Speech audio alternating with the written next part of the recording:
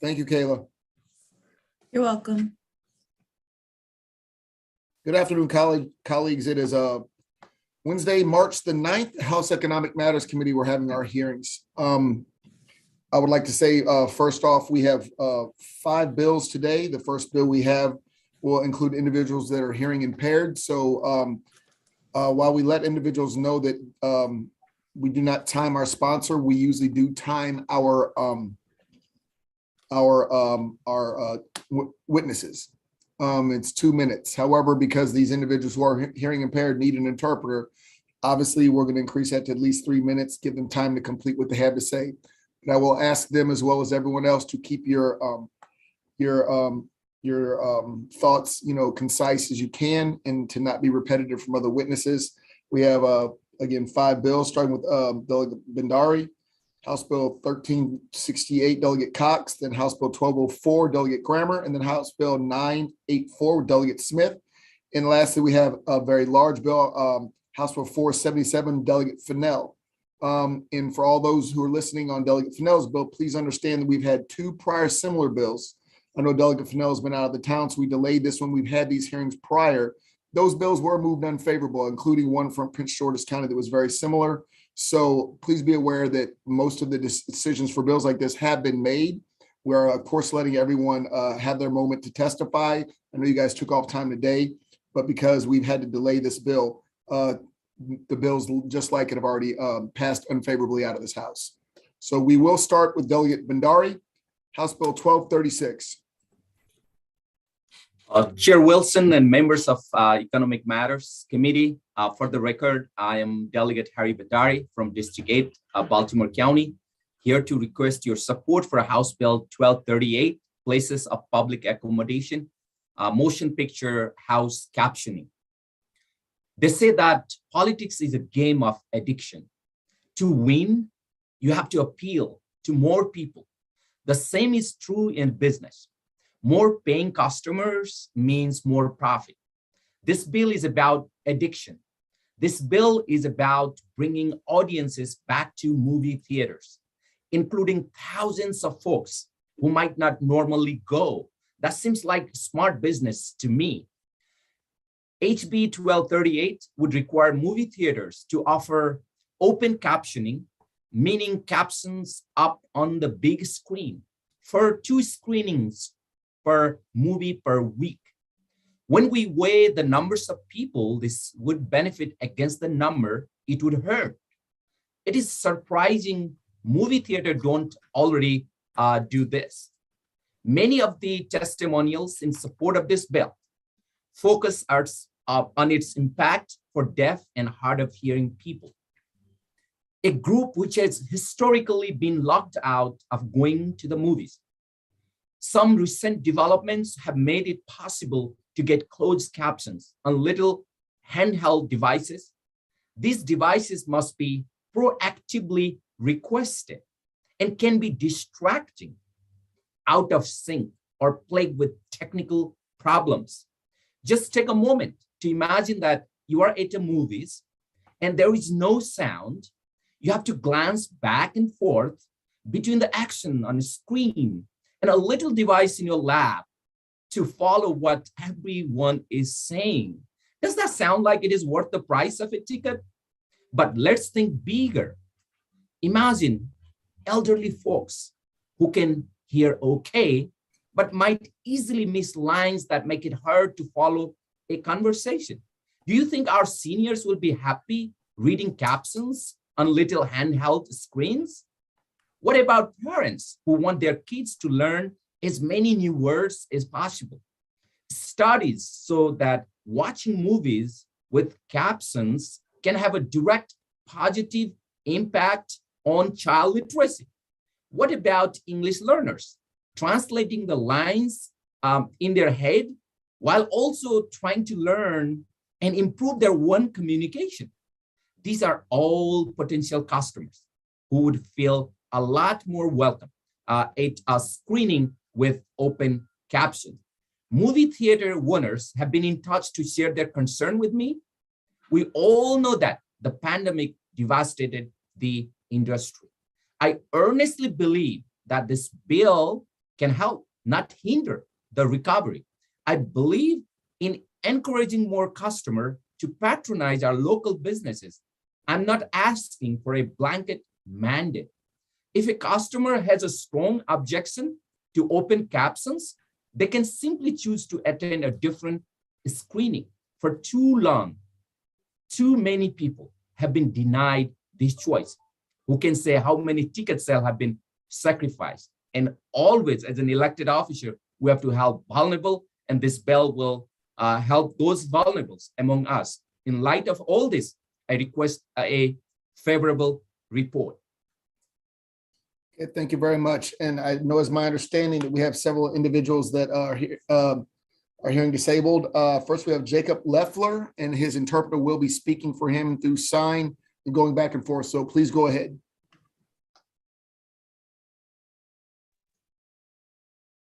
This is the interpreter speaking who was just signing. I see that the sign language interpreter and the deaf individuals are not spotlighted. Could they please be spotlighted so that they're able to see each other and communicate more effectively? Thank you. And Jacob saying yes, please.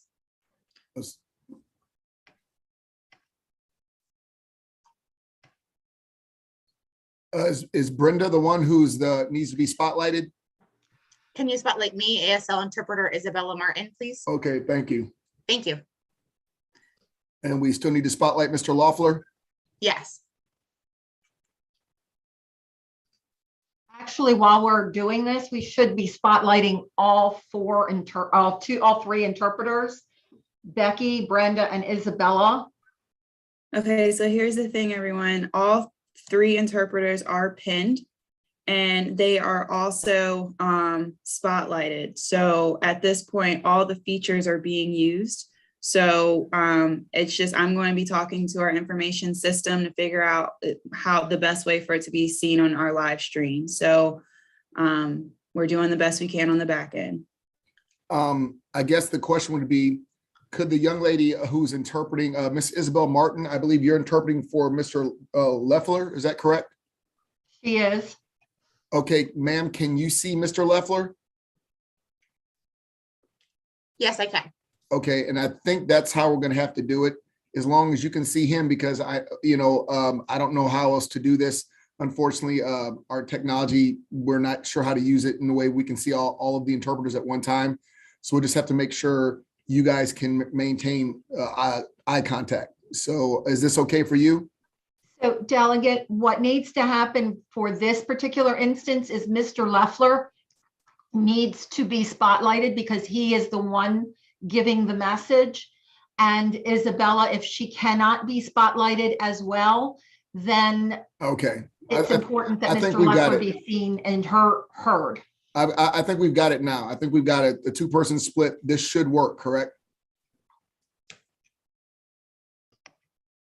Yeah, so right now we have Jacob Leffler. He is spotlighted, as well as Isabella Martin. Both are spotlighted and pinned.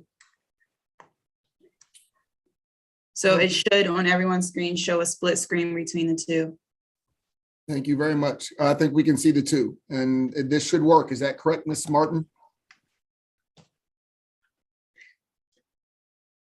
Yes, it should work.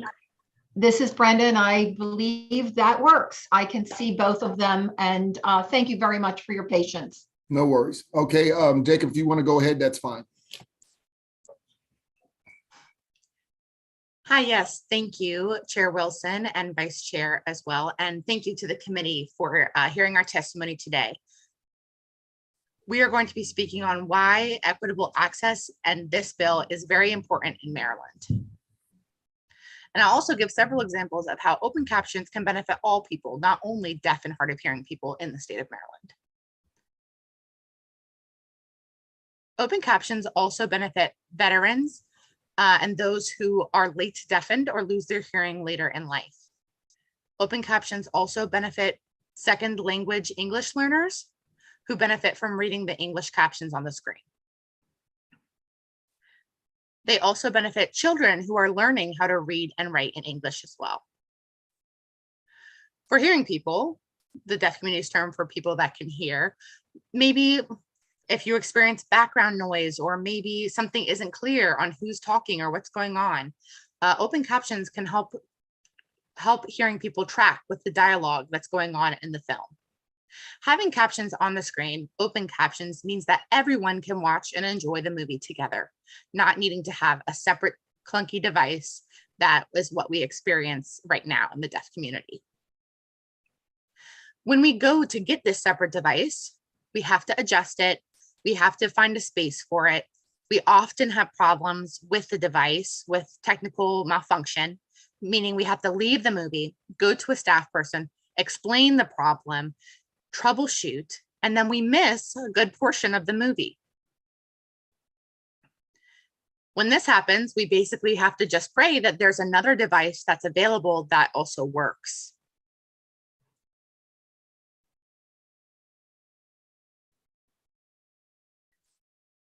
Also, in terms of the Americans with Disabilities Act, this is a potential violation because these devices are ineffective means of communication access. Essentially, if there's no device or no working device, then there's no effective communication for us in the deaf community. Open captions will reduce these problems with devices and technical malfunctions and create equal access for all. Now, some movie theater owners say that having open caption screenings will hurt their business. This is not true at all. We have gathered data that shows that you will sell a good number, an appropriate number of tickets with open captions in the state of Maryland. The state of Hawaii has already passed this bill. They passed it 3 years ago. Their movie theaters have only shown that business has only done better and better. The Maryland Association of the Deaf did reach out to these movie theaters and reached out to the Hawaiian Association of the Deaf. And we found that this just simply created more opportunity for moviegoers for all moviegoers to enjoy films together. Most recently, December of 2021, New York City also passed this law. The fiscal note with this bill shows no financial impact on movie theaters. It will simply attract more moviegoers to watch a show at the movie theater. I would love to see the state of Maryland lead in this national effort to pass this bill.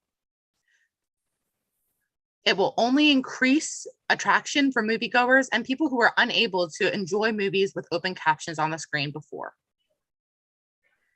Gallaudet University is right in our backyard. Deaf moviegoers from there will come to Maryland to watch open captioned movies. We also have a petition, a nationwide petition for people that support open captions, which is inclusive for deaf, hard of hearing people, people who can hear, and all people. And we have almost 700 people who have signed that petition. This also shows that this is a large community who are wanting this bill to be passed and ratified into law. This is a wonderful opportunity for the state of Maryland to be an excellent example, a wonderful leader for other states in equitable access for all. We do ask for your support in this bill. Thank you. Thank you very much. I see one question from Delegate Impalaria. Yes, Mr. Leffer, would you consider that we should also do it here on this Zoom meeting so that people who are deaf and watching would have the ability to read what we're saying?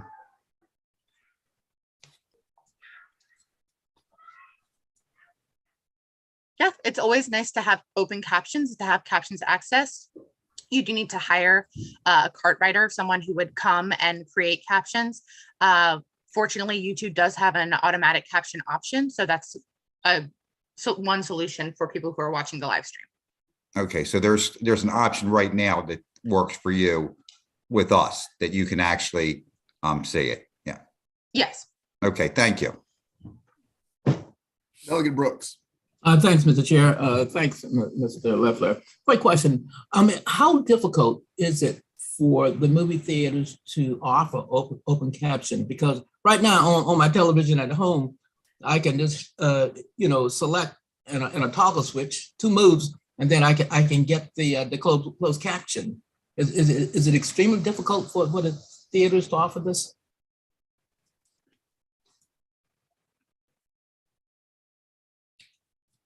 For open captions at the movie theater, it's also the same thing. They just need to turn it on. There's no additional cost to the movie theater for turning it on.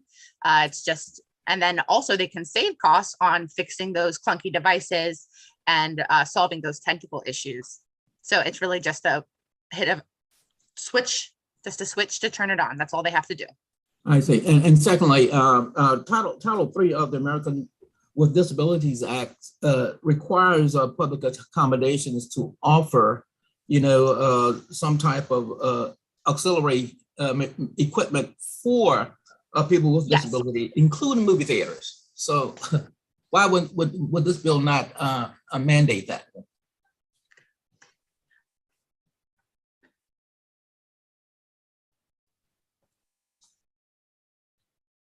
This is a good question. So they already provide the, auxiliary aid, quote unquote, in that device, and they think that's enough and that is effective, but this is not effective communication. Providing open captions will provide effective and equal communication for all and help benefit more people and allow them to come and provide movie theaters with more business. Okay, I know Delegate Ernst had asked the question, can we do this on this call? Delegate Ernst, hopefully you understand that this is a live call, so we can use a sign language, but until somebody writes the captions out for us, which we cannot do live, I don't believe that we'll be able to have captions during a live call. Okay, but I do have another question. Thank you, Mr. Chair. I'm sorry, I was just reading what you put in the chat. I'm sorry, I didn't see your hand, Steve. Go ahead. Well, I just wanted to, when you talk about open captions, is that what we're looking at on our televisions currently?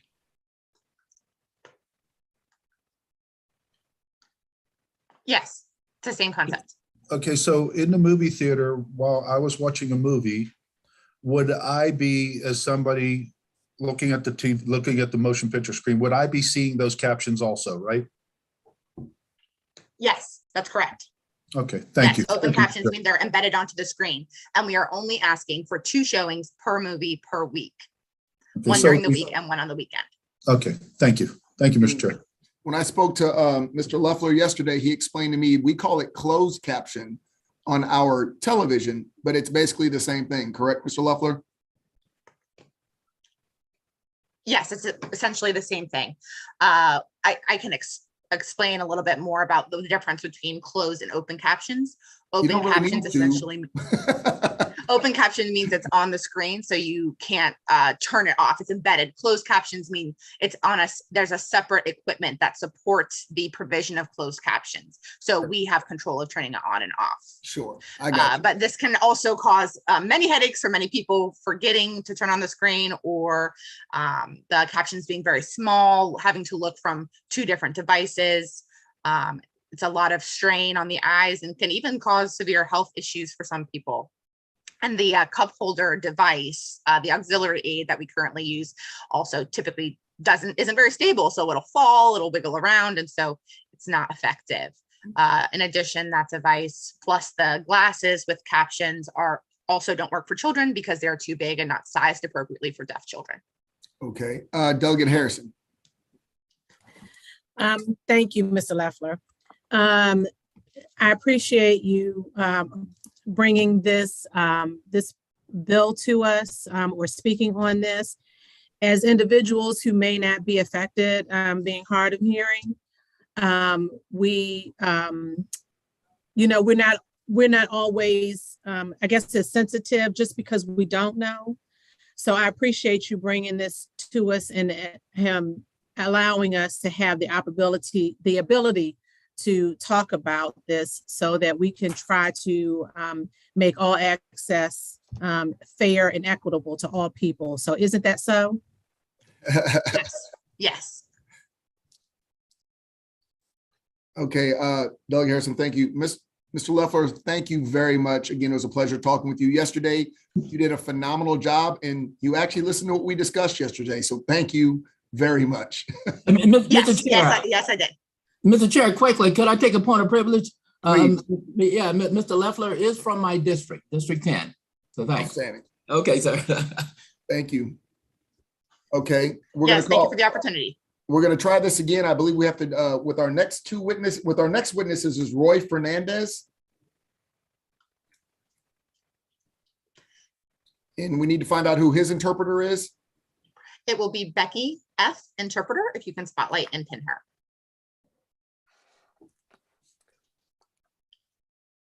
Just be patient, please, while Kayla works her magic. Absolutely, thank you.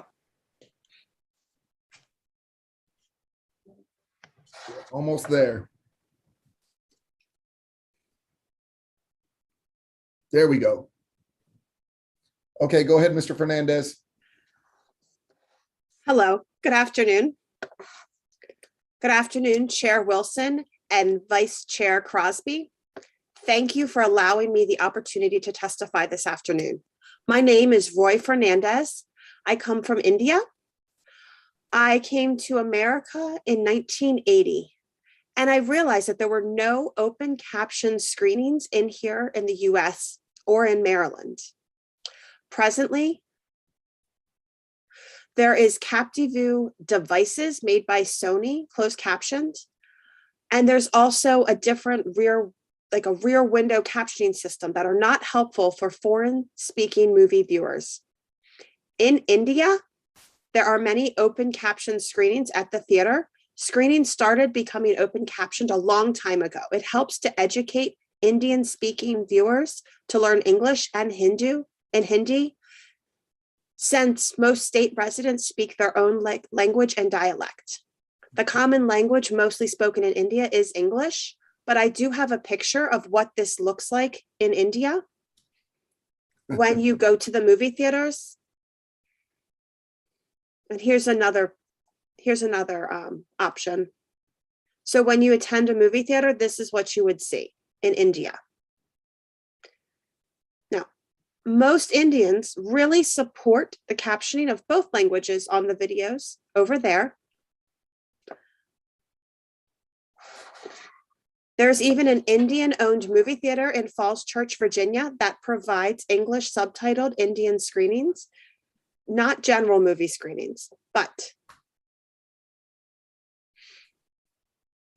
the common language here in America is English. So captioning would be a great opportunity for foreign-speaking viewers to learn English.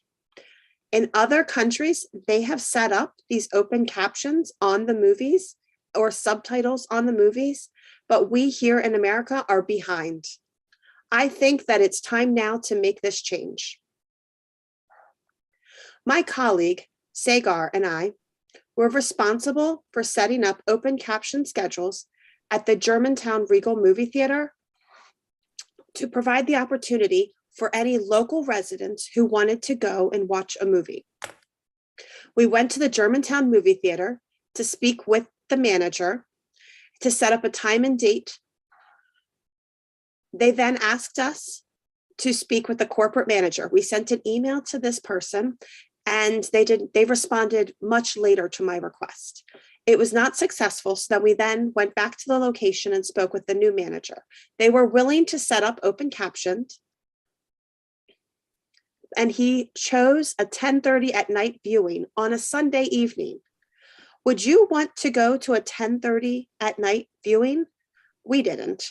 It's not enjoyable. We would be nice to have one primetime option on a Friday or a Saturday so that everyone could go together to enjoy an open caption movie.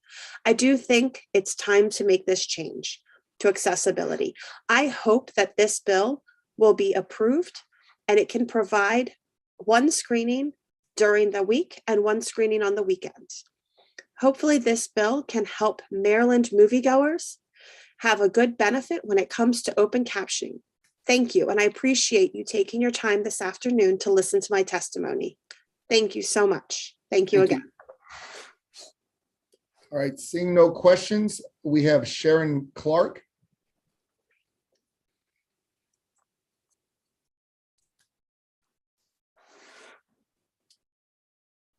And who is his interpreter, ma'am? You can keep Becky. You can keep the same interpreter. We're just looking for Sharon. So you could pin this the same interpreter. I'm here, but I don't see. Oh, there I am. I sign, but I'll allow the interpreter to sign for me today. I don't see the. Oh, should I be seeing myself? You will in a minute, ma'am. Okay. There we go. And Hi. Give you about 2 minutes, ma'am. Okay, good afternoon, committee. I'm really happy to be here with you today. We are here today to discuss in a really important matter. A bill 1238 has the ability to impact so many people's lives, the least of which is this child sitting next to me today, my daughter. Can't see her yet. I do believe that having open captionings at movies will be giving other people true equality. True equality will not exist, in my opinion, until all movies every day, all day will be the same for all people. We will all be given the same things, equal access to language that is fair and just and guaranteed under the 14th Amendment. I'm going to hand it over really quickly to this daughter sitting over here. Go ahead, young lady. My best friend. Hi, my name is Sarah Clark. A few years ago, my mom and my best friend and myself, well, and her mom too, we were trying to go to the movies. And, you know, the website said that this movie here would, it was a children's movie and we wanted to go see it. And it said it would have open captions. And then when we arrived, they told us that there was a mistake on the website and that we couldn't see the movie and we couldn't see it with the open captions. And so my mom talked with the person who worked there and, it was like an hour discussion and we found out that there was a person that had a key that unlocked this magic closet with all these devices in it, but that person wasn't there at that time. And person wasn't there that day. And so after going back and forth, they wanted to give us this like closed caption device. Like he just said, it's like these glasses that we have to wear. And my friend's also deaf. And so they said, we basically, it was just terrible. It was awful. Like we couldn't use them. They didn't work well. There was one person who had one key to one closet. They didn't know how to do it. And it didn't really make sense. It made me upset. I wanted to watch a movie with my mom and my friends, and we weren't able to get the device, and they couldn't get the device. And my friend, the technology was huge. It was way too big for me. And so our families couldn't go to the movies together. It was supposed to be special family time, go out to a movie with friends. It's fun. And so if we had open captions, then I could do that.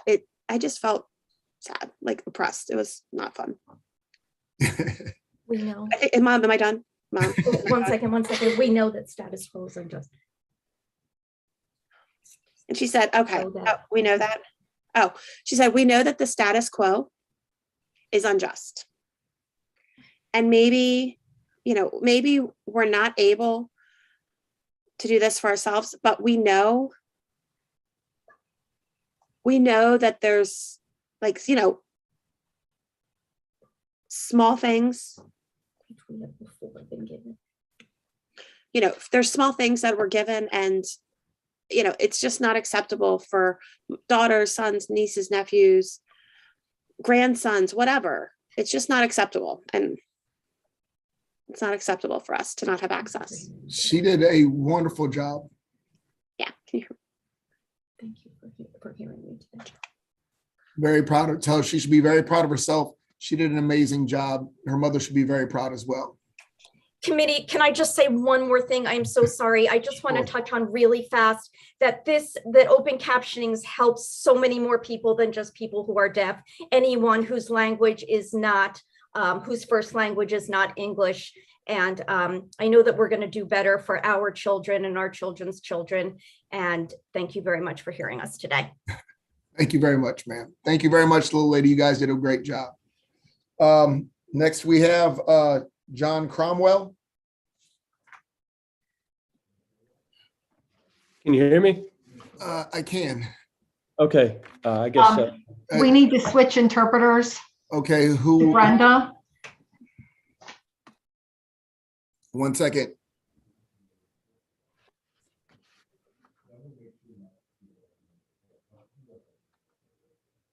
There we go. Okay. Good afternoon, Chair and Committee. Thank you for having us. I wanted to take a few moments to let you know that I am very much in favor of Bill HB 1238. especially in regard to the open captioning. My wife is deaf, and there have been numerous instances where we've gone to the movies together and the closed captioning devices have malfunctioned in one way or another, either by not connecting to the correct theater, having the battery of the device die during the middle of the movie, or by not working at all. We've actually had to leave the theater multiple times in one sitting just to conduct troubleshooting with different devices, and we still couldn't get one to work properly. In my experience, the devices are just pretty much ineffective. I'm very much in favor of having open captioning on the screen.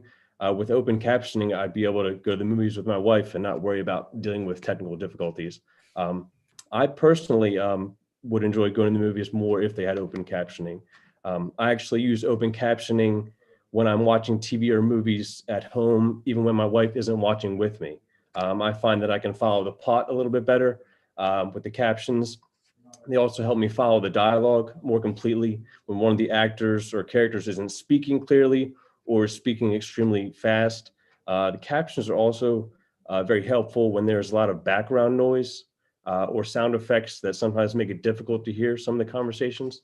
I actually couldn't go back to watching TV without the captions. I wouldn't enjoy movies or TV as much.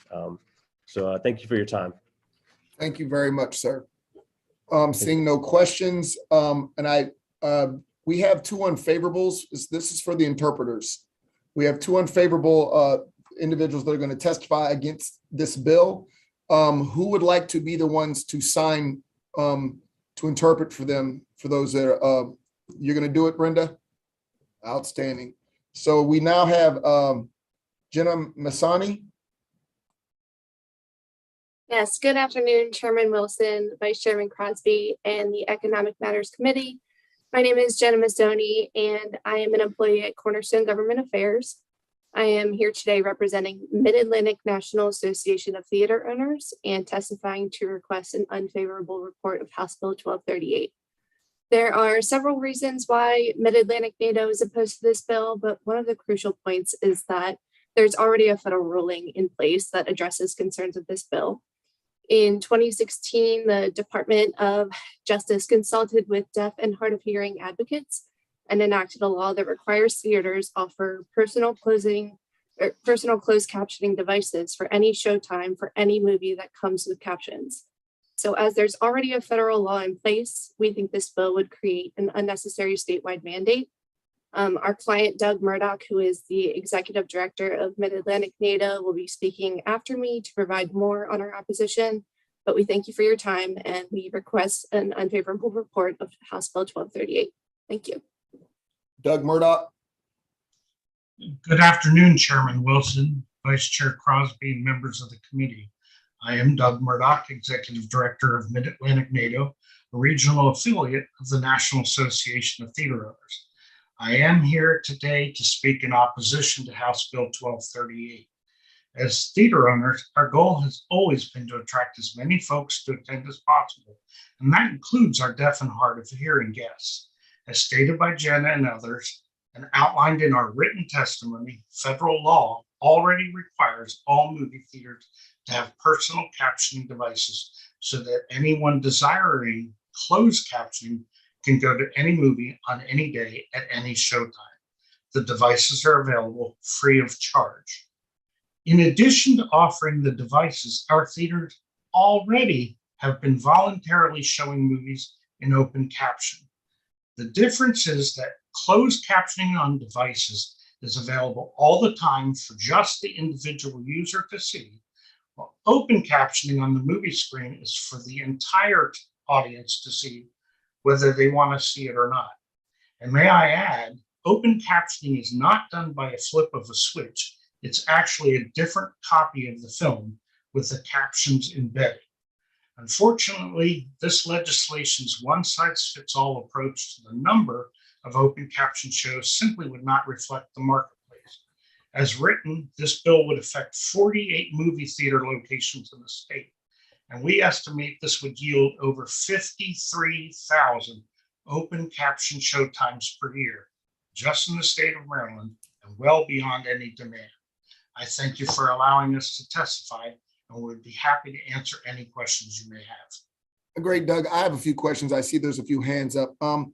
I guess you guys were quoting the federal law, and I think we've heard, hopefully you heard it too, the testimony, as I've heard, I have a lot of family that are deaf, so I've heard this repeatedly throughout their lifetimes, is that the equipment doesn't work. Obviously, anything that's handled by a multitude of people in a given day or a given week or month becomes broken, that's one of the most common issues that people have had, is that the equipment itself doesn't work. So by the time they get it, they have to either leave the theater, things of that nature. So that night that they planned with their family doesn't come into fruition.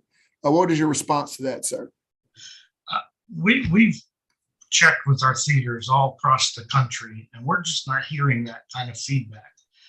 Most of the major companies, the bigger circuits, they all have online ability to, voice complaints. They're tracking the responses, and they just aren't there. In any given week, there are some theaters that have a lot more use than others.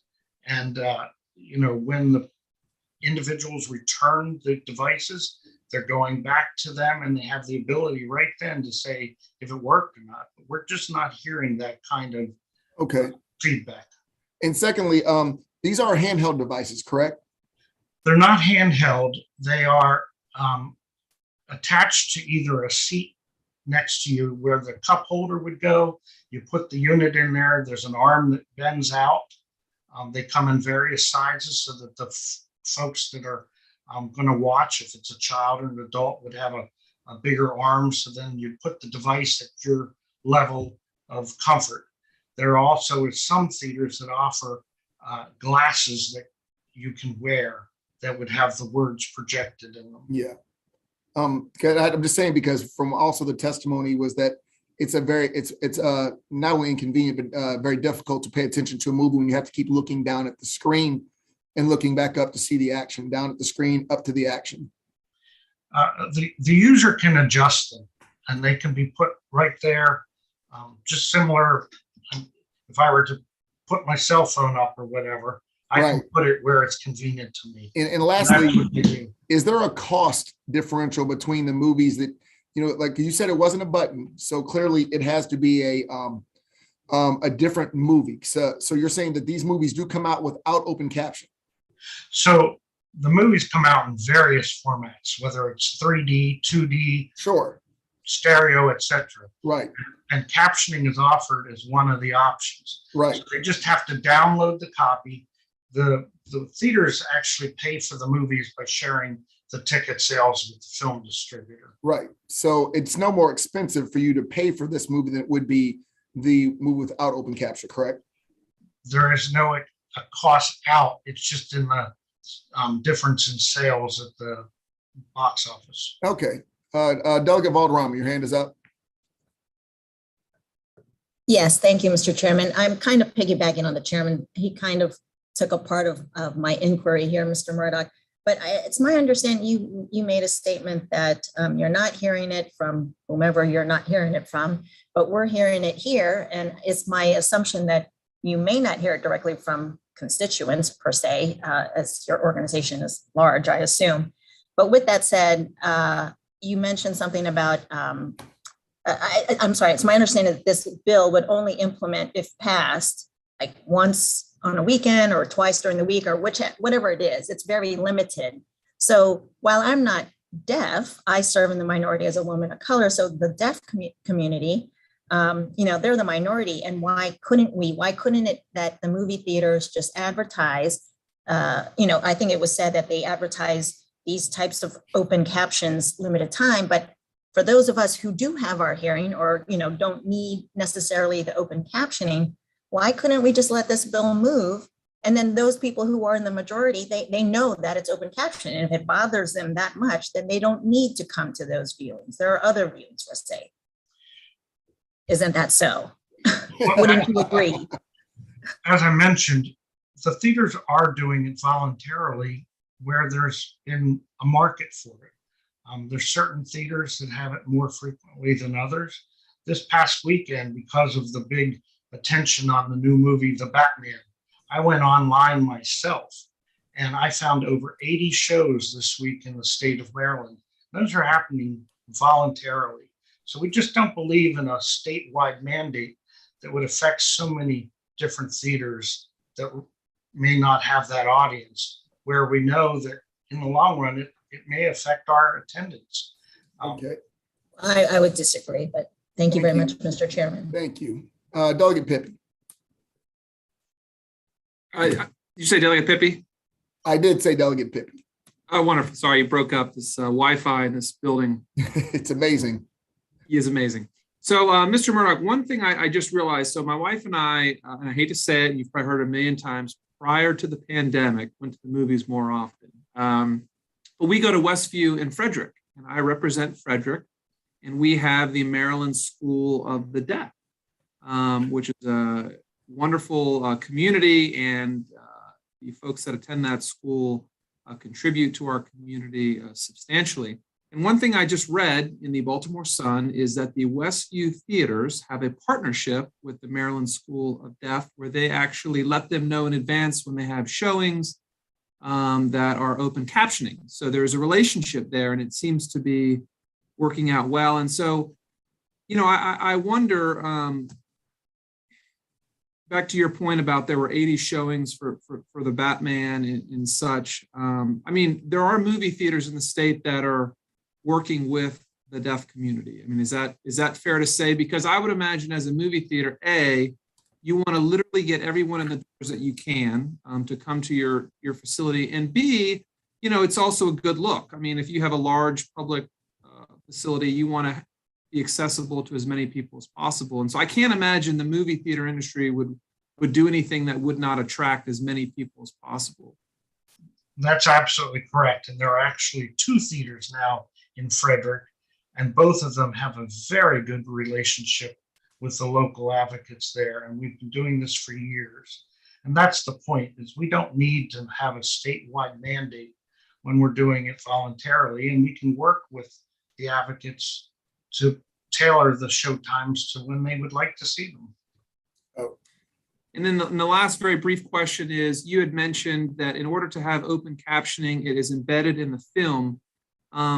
So for example, even if you wanted to accommodate as many individuals as possible, such as the deaf community, if you embed the captioning in a film and then people, let's say, choose not to see a film with open captioning, does that also turn other customers away? You know, and look, everyone knows the theater industry has just been devastated in the last 2 years, but if you could answer that, does open captioning for other customers turn individuals away for those showings? That's exactly what we've seen through the years, where we have tried this. If there's a reaction from those that don't desire it, a lot of times they'll say turn it off, and we can't. Once it starts, it's on there. Okay. Well, thank you, and I appreciate the relationship with at least the deaf community here in Frederick. Thank you. Thank you. Okay, I believe that we need to give our interpreter a break for interpreter Isabella. And I know we have 2 more questions, or 2 more hands. So let's unpin Brenda. And pin Isabella. There we go. We're back up. Vice Chair Crosby. Thank you, Mr. Chair. Mr. Murdoch, quickly, Hawaii enacted this. Is there any evidence of an economic decline in that state after this bill was enacted there? I would have to reach out to the individual theater owners in that state. I do know that when they first enacted it, the state of Hawaii did a study, and their study showed that there are 2 theaters that were affected. There's only 2 companies that were affected over there. Each had substantial attendance declines. And I can forward you that study. It was done by the state of Hawaii. Okay, yeah, if you could just send that over, that way we can distribute it to the committee here. I'd appreciate that. Thank you. And Delegate Harrison.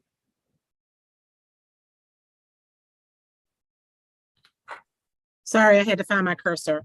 Mr. Murdoch, on Page 2 of the bill, lines 23 through 29. Basically, it states that there would be at least 2 motion picture houses in the state.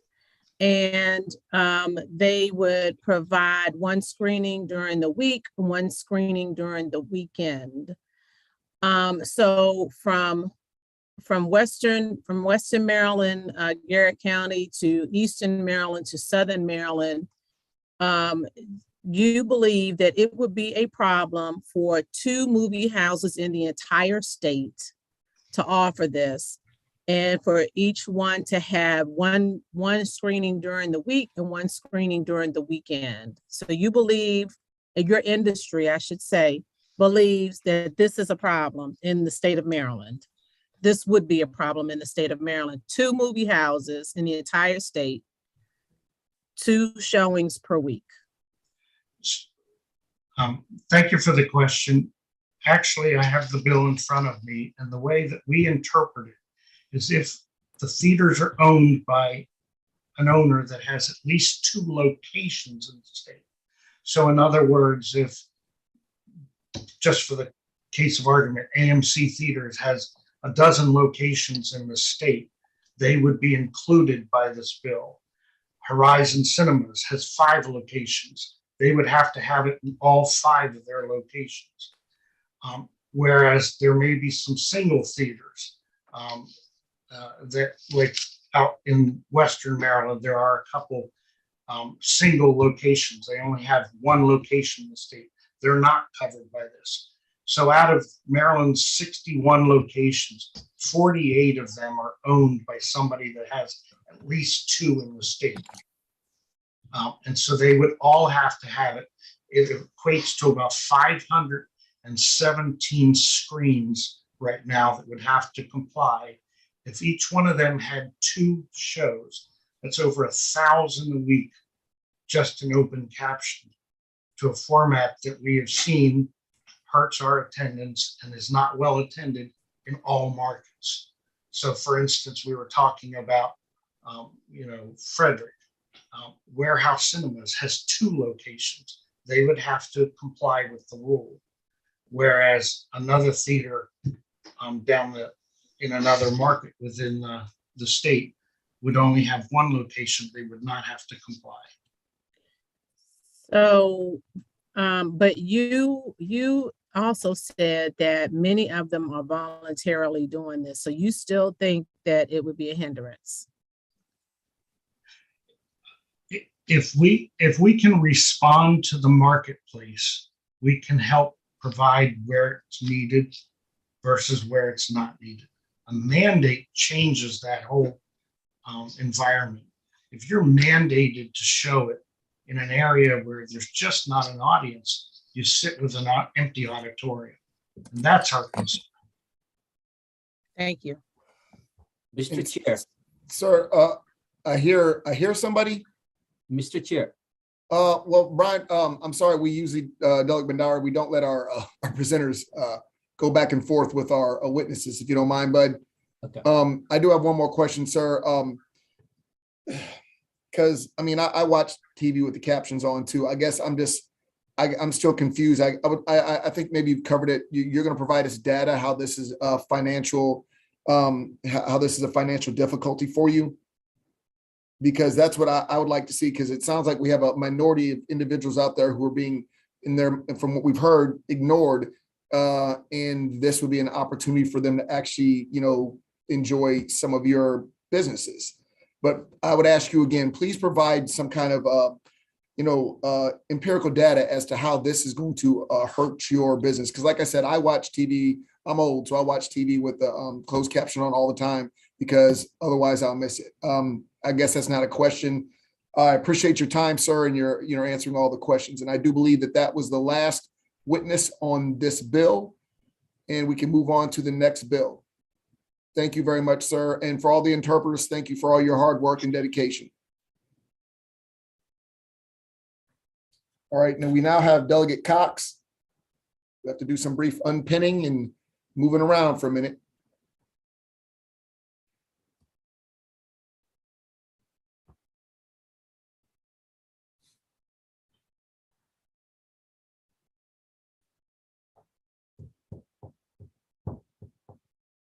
Is Delegate Cox here? There you are. I see you, Delegate. I apologize. Thank you, You- Mr. Chair. You're fine, buddy. Okay, sir. Mr. Chairman, and members of the committee, it's an honor to present House Bill 1368, Business Regulation, Social Media Websites, Censored Speech. And the point of the bill is to stop the censorship. Free speech is a cornerstone of this country as in no other, but it's under serious attack here. Speech where everyone agrees, or at least agrees to disagree, is not speech in need of protection.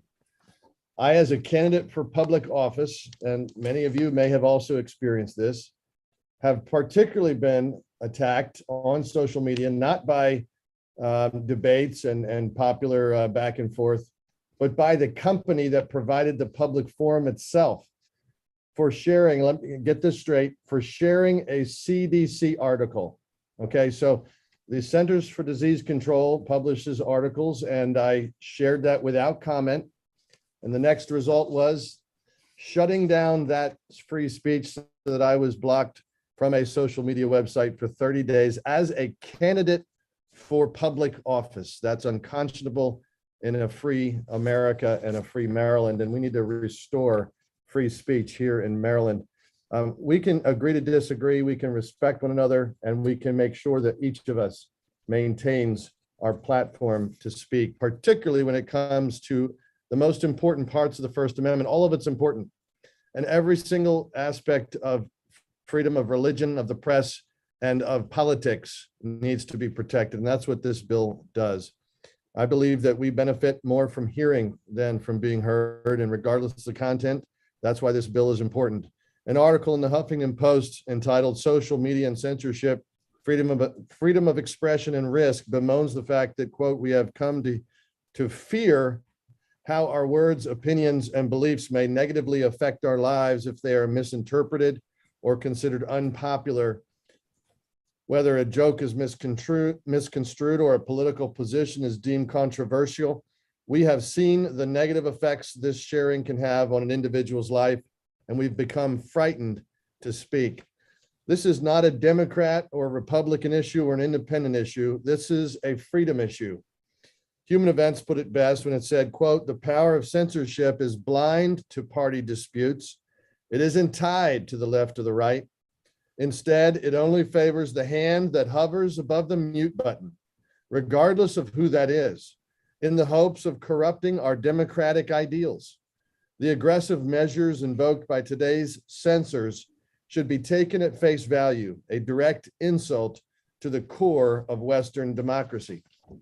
Free speech is so important that in 1948, the General Assembly of the United Nations included it in the Universal Declaration of Human Rights under Article 19, which states, quote, "Everyone has the right to freedom of opinion and expression, and this right includes freedom to hold opinions without interference and to seek, receive, and impart information and ideas through any media and regardless of frontiers."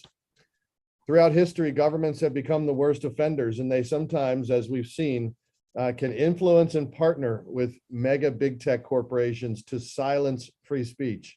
The Maryland General Assembly can change that. It can level the playing field for everyone. And that is what I'm asking you to do by passing HB 1368. And for that, I would ask for a favorable report. Thank you, Mr. Chair. Thank you, Delegate Cox. I've got a few questions. We can agree, I would assume that you're going to say not all speech is free speech, correct? That's correct. If we both went to law schools, we understand that there are certain things that would not be considered protected by the First Amendment. Would you also agree that not all, merely because of you being a politician, doesn't say that doesn't mean every opinion you have is protected by the First Amendment too, correct?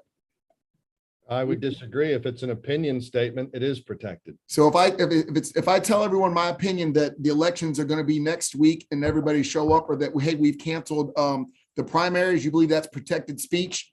If I'm trying to bastardize and change the American way of life by getting people to think our elections are on a different day, do you believe that should be protected? I was differentiating your question from opinion to illegal statements. In other words, saying something that would, like you and I know, would yell fire in a theater or would obviously be unlawful. That would not be protected.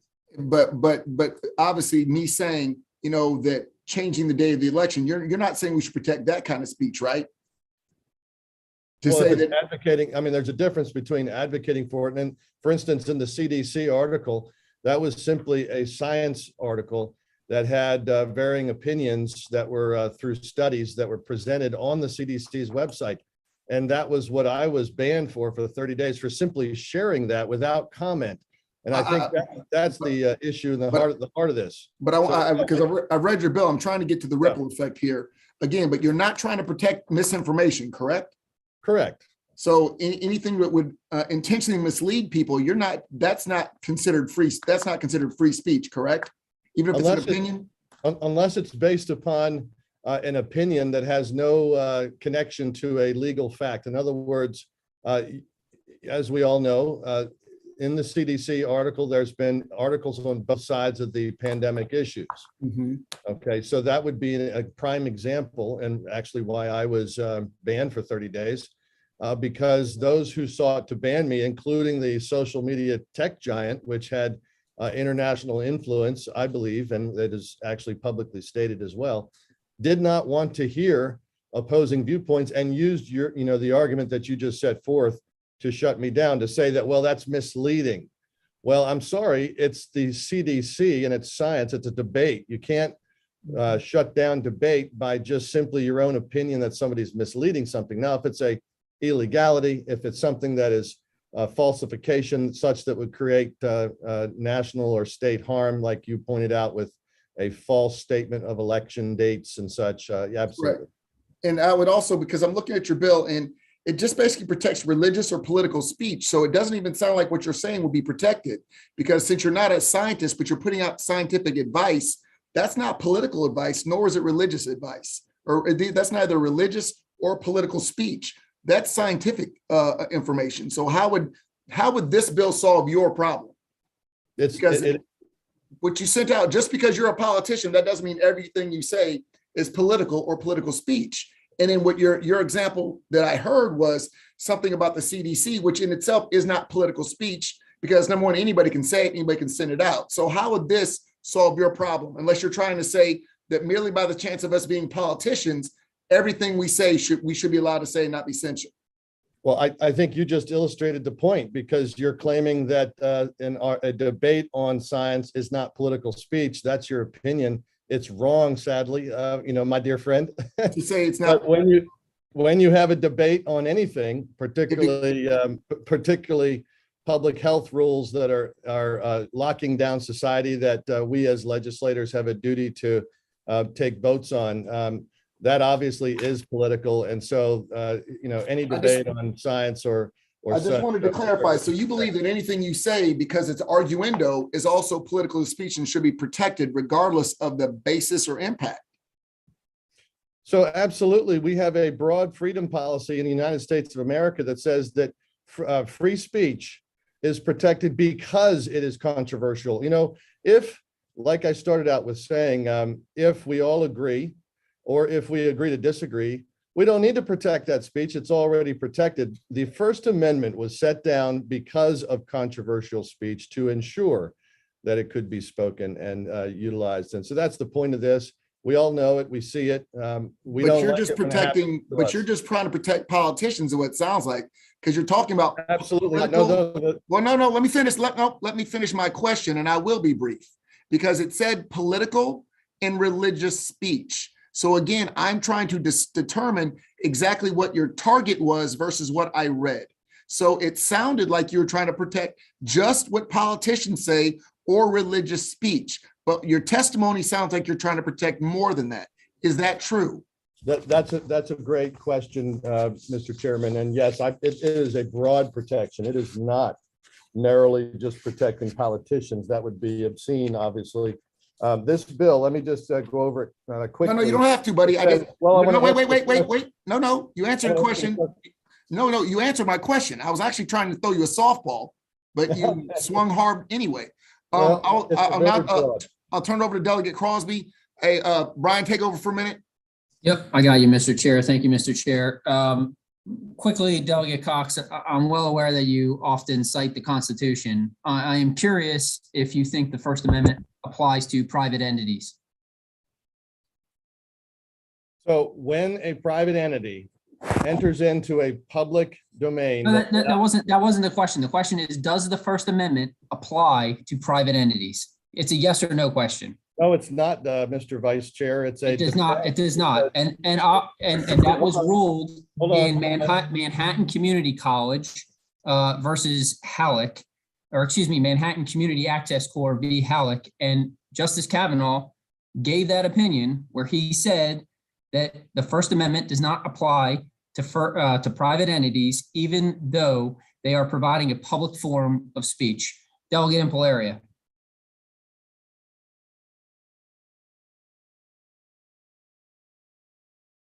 Delegate Impalaria, we're not censoring you. You have to come off mute. No, I'm there. Good. Thank you. Thank you. I understand what you're saying. I mean, they're religiously, do you believe in creationism or do you believe in evolution? I believe in creationism, but I also believe that the other side has a right to say what it wants to say about it. And I don't think either side should be stifled, and that isn't, that could be a scientific opinion and a religious opinion. So I agree with what you're saying. It is much broader. Or it could be someone who's not a politician discussing Nazism. And do I agree with Nazism? No. But does that take away their right to be bigoted and stupid if that's what they want to be? And the answer is no, it doesn't take away their right. So I understand what you're saying with this bill. It does seem that part of the problem is people on the right are constantly being censored. And we even see it in a lot of things that happen in our own lives in these committees. I mean, just recently, people were talking about how bad it is for us to burn wood because it has a carbon footprint. Now, the truth of the real science to that is that if a tree falls in the forest and lands on the ground and decays, has the same exact carbon footprint, identical to it being put into a furnace and burned. But the other side doesn't want to hear that, so yes, I get what you're saying, that it's all fine if it fits that other side, but if it fits the side that you or I represent, there does seem to be censorship on it on our side. They want to censor our side, even if they're scientific facts, whether it be global warming or greenhouse gases or whatever. There's only one size that fits, or what we're dealing with right now on energy. The only type of energy we can use is solar and wind, which they say will do everything we need to do. And you and I both know we're going to be in the dark here pretty soon if we keep following that. But if we try to voice our opinion, we're going to be attacked on it. Wouldn't you say that's what your bill is really trying to say? You want to hear both sides equally? Yes, Delegate, that's precisely the goal and the focus. And, to respond to Vice Chair's blanket statement that we can't advance this bill because private entities are exempt. That's not the case because the state action doctrine does not necessarily apply when state actors are involved in these mega tech corporations, as they have been proven to have been. And additionally, we have precedent that our Maryland Constitution in many ways can be broader in protection of both sides of any issue and of free speech. And we see other states have done this, such as New Jersey, that says that they're, that individuals have free speech rights at privately owned shopping malls. So to categorize, the First Amendment on such a basis that kind of gives a pass to state action via mega international corporations, which intends to silence particular viewpoints so that the debate is not heard, is inappropriate. And that's why we're advancing this free speech bill. And just one last thing, debate is not debate when one side is stifled. It's no longer a debate. Thank you. Delegate Pippi. Thank you, Mr. Vice Chair. I had to chime in because I vividly remember telling my wife over and over that when I was on the Judiciary Committee and we would have gun day, if I just posted something from our own live testimony, Facebook wouldn't share it. And I just couldn't believe that I could post one thing related to this and then post something else and they wouldn't share it. And I'm going to say Facebook because I got to be honest with you. Sometimes I feel that being an elected Republican in the United States on Facebook, I get penalized for that. And that sounds crazy, but it's real, you know, and what happens is they do have algorithms and they do have people that monitor stuff and they kind of pick and choose which posts get traction and which don't. And the only thing I would say is that, you know, Delegate Crosby, you know, if we're able to convince you one day to come over to our side, you know, then all of a sudden your posts don't, you know, get shared anymore, you know, and it's frustrating. And so I don't know what the answer is. I don't know. There are constitutional implications with this legislation, but it's a real issue. And you have these big conglomerate social media companies that are picking and choosing which posts they're going to let go and which posts that won't. And I've posted very uncontroversial things that just don't move. And you know, it's frustrating. So I just wanted to put that on the record since we're having the discussion. Thank you, Mr. Vice Chair. Okay, 0% chance I come over, but the other thing I would just say in response to Delegate Cox is the state action doctrine does not apply to Twitter or Facebook. So that would not be a correct interpretation. Delegate Howard. Thank you, Mr. Vice Chair. Delegate Cox, do you believe that throughout the founding of this nation, there have been people that have come along with hateful or disruptive speech at one time or the other in this country, whether it be present day or, I don't know, all the way back to the 1700s, since the founding of this nation? Yes, absolutely. Okay. Do you believe, like I do, that to this day, this is the greatest nation the earth has ever seen? Yes, sir, all the way. Okay. And it's amazing to me, thank you, we both agree about that. And it's amazing to me that in spite of some of the warts that this country absolutely has, I don't believe you have to be perfect to be good. That despite of all of that, despite of some of the hateful rhetoric from leaders of communities of all walks, despite of all that, we have become the greatest nation this earth, social, economic, and military, this earth has ever known. So thank you for bringing the bill. I look forward to further discussion. Thank you. Delegate Fisher. Thank you, Mr. Vice Chairman. So Delegate Cox, have you ever posted anything on Facebook or Twitter, for example, that had to do with mask mandates during the pandemic and presently, and had Facebook either censor you or try to redirect you to their so-called 15-year-old fact checkers? Yes, that's precisely what has happened to me. Okay. So that's happened to me too. And I think this is kind of interesting because when you have a company like Facebook that's so powerful, and they have partnerships with cloud computing companies that store all of their data and so forth, and they're colluding, they are a de facto utility, and a utility can be regulated. And I think that's really kind of in part the argument here, that these are utilities because there's nowhere else really to go. Wouldn't you agree in part that could be one way to go with this? I do, Delegate, and I absolutely do. And that's why the bill focuses on utilization of these services for 75 million people and above. So it does not apply to any of the smaller applications. And also with respect to that mask mandate stuff that, you know, you couldn't post on Facebook without them sending you a warning saying they were going to completely and utterly delete your account, which by the way has happened to me, including on my podcast Facebook page, where we have, I guess, 28,000 followers. One of the things that's interesting is that it was allegedly settled science.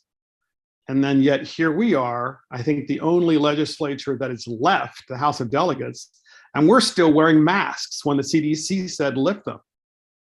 And so don't you think it's kind of odd that we're still wearing masks in the House of Delegates? And if you were to post something on that, in theory, the Facebook police could say, we might cancel you, we're going to redirect you, or so forth. I absolutely agree. It's a concern every time we make political or other post statements, you know, when we're concerned about respectfully questioning an issue. I mean, I was wondering about that after the Biden speech the other night, because he lifted the mask mandate. The CDC recommends against it. And then the next day, we took a different path here in Maryland. Yeah. Yes. Okay. So thank you. And lastly, kind of an interesting aside too, to show you how powerful these companies are. Their collusion extended to Parler, because Parler, which was going to be a free speech alternative, was canceled because Apple and Twitter and Facebook were in collusion with the cloud computing companies, where Parler had parked its cloud computing services. So they just pulled the plug on Parler. So these are obviously de facto utilities, which we have every right and should be regulating based on the issue of free speech. Lastly, have you ever posted something on Facebook from Babylon Bee? Yes. Love the source. So I've done that too. So I've posted. So Babylon Bee, for those who don't know, is a website that makes fun of everything, mostly everything political and about politics. I posted something on Facebook from the Babylon Bee that was making fun of Joe Biden, and the Facebook 15-year-old fact checkers put up, for more information on this untrue source, you should click here, and it was satire. So we have a problem. That's my point, and I really appreciate you bringing this bill. Thank you. Thank you, Delegate.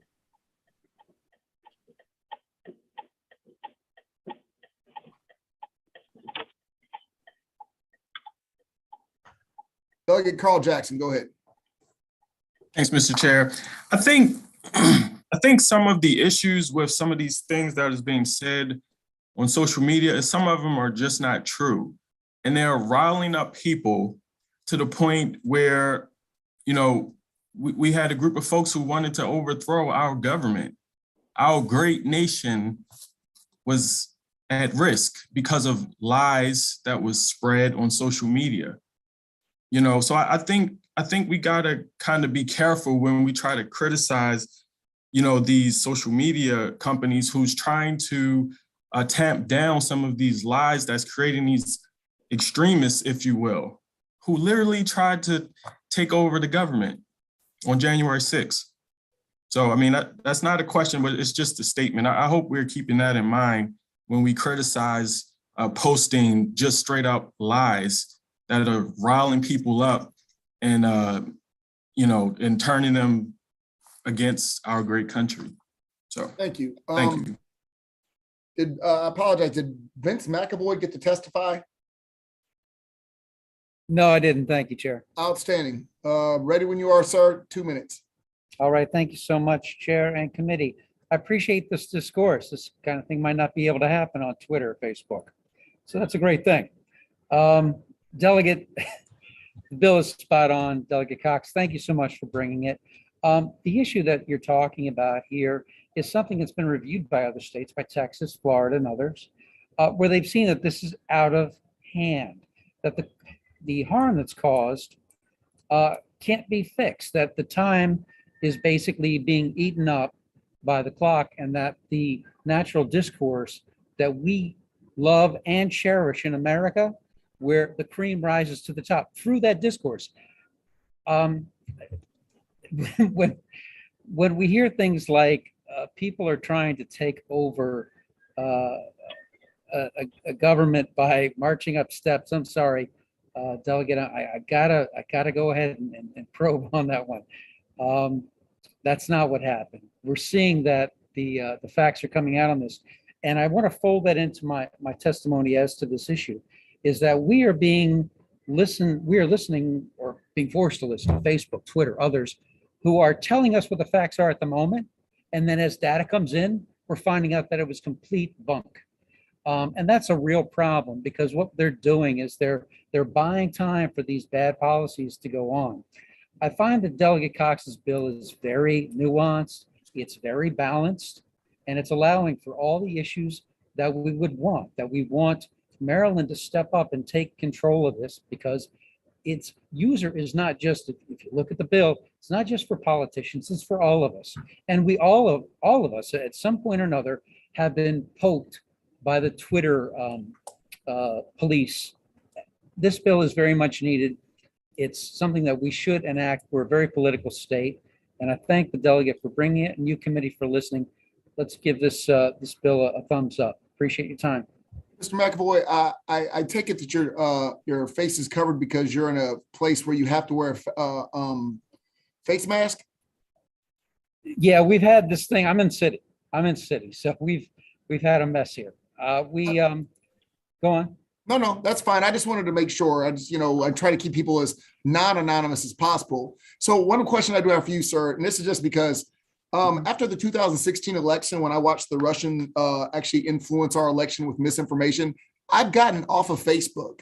So my other question when it comes to this is, I guess I'm just confused because I don't use Facebook anymore. I don't either, and we shouldn't. They spent close to $500 million to influence elections. That is political tampering, and that's the type of corruption that I think this bill could address.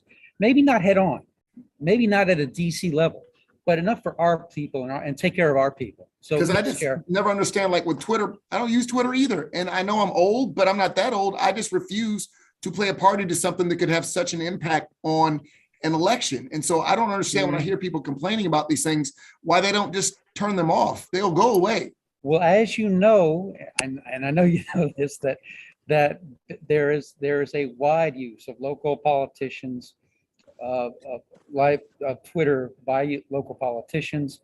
It does impact what messages get out. It does impact links to events and these type of things. So it's very easy to get onto. And what's happened in the past 4 years and why this bill is so timely, maybe 6 years, is that we're seeing it on the news, that it's passing for news.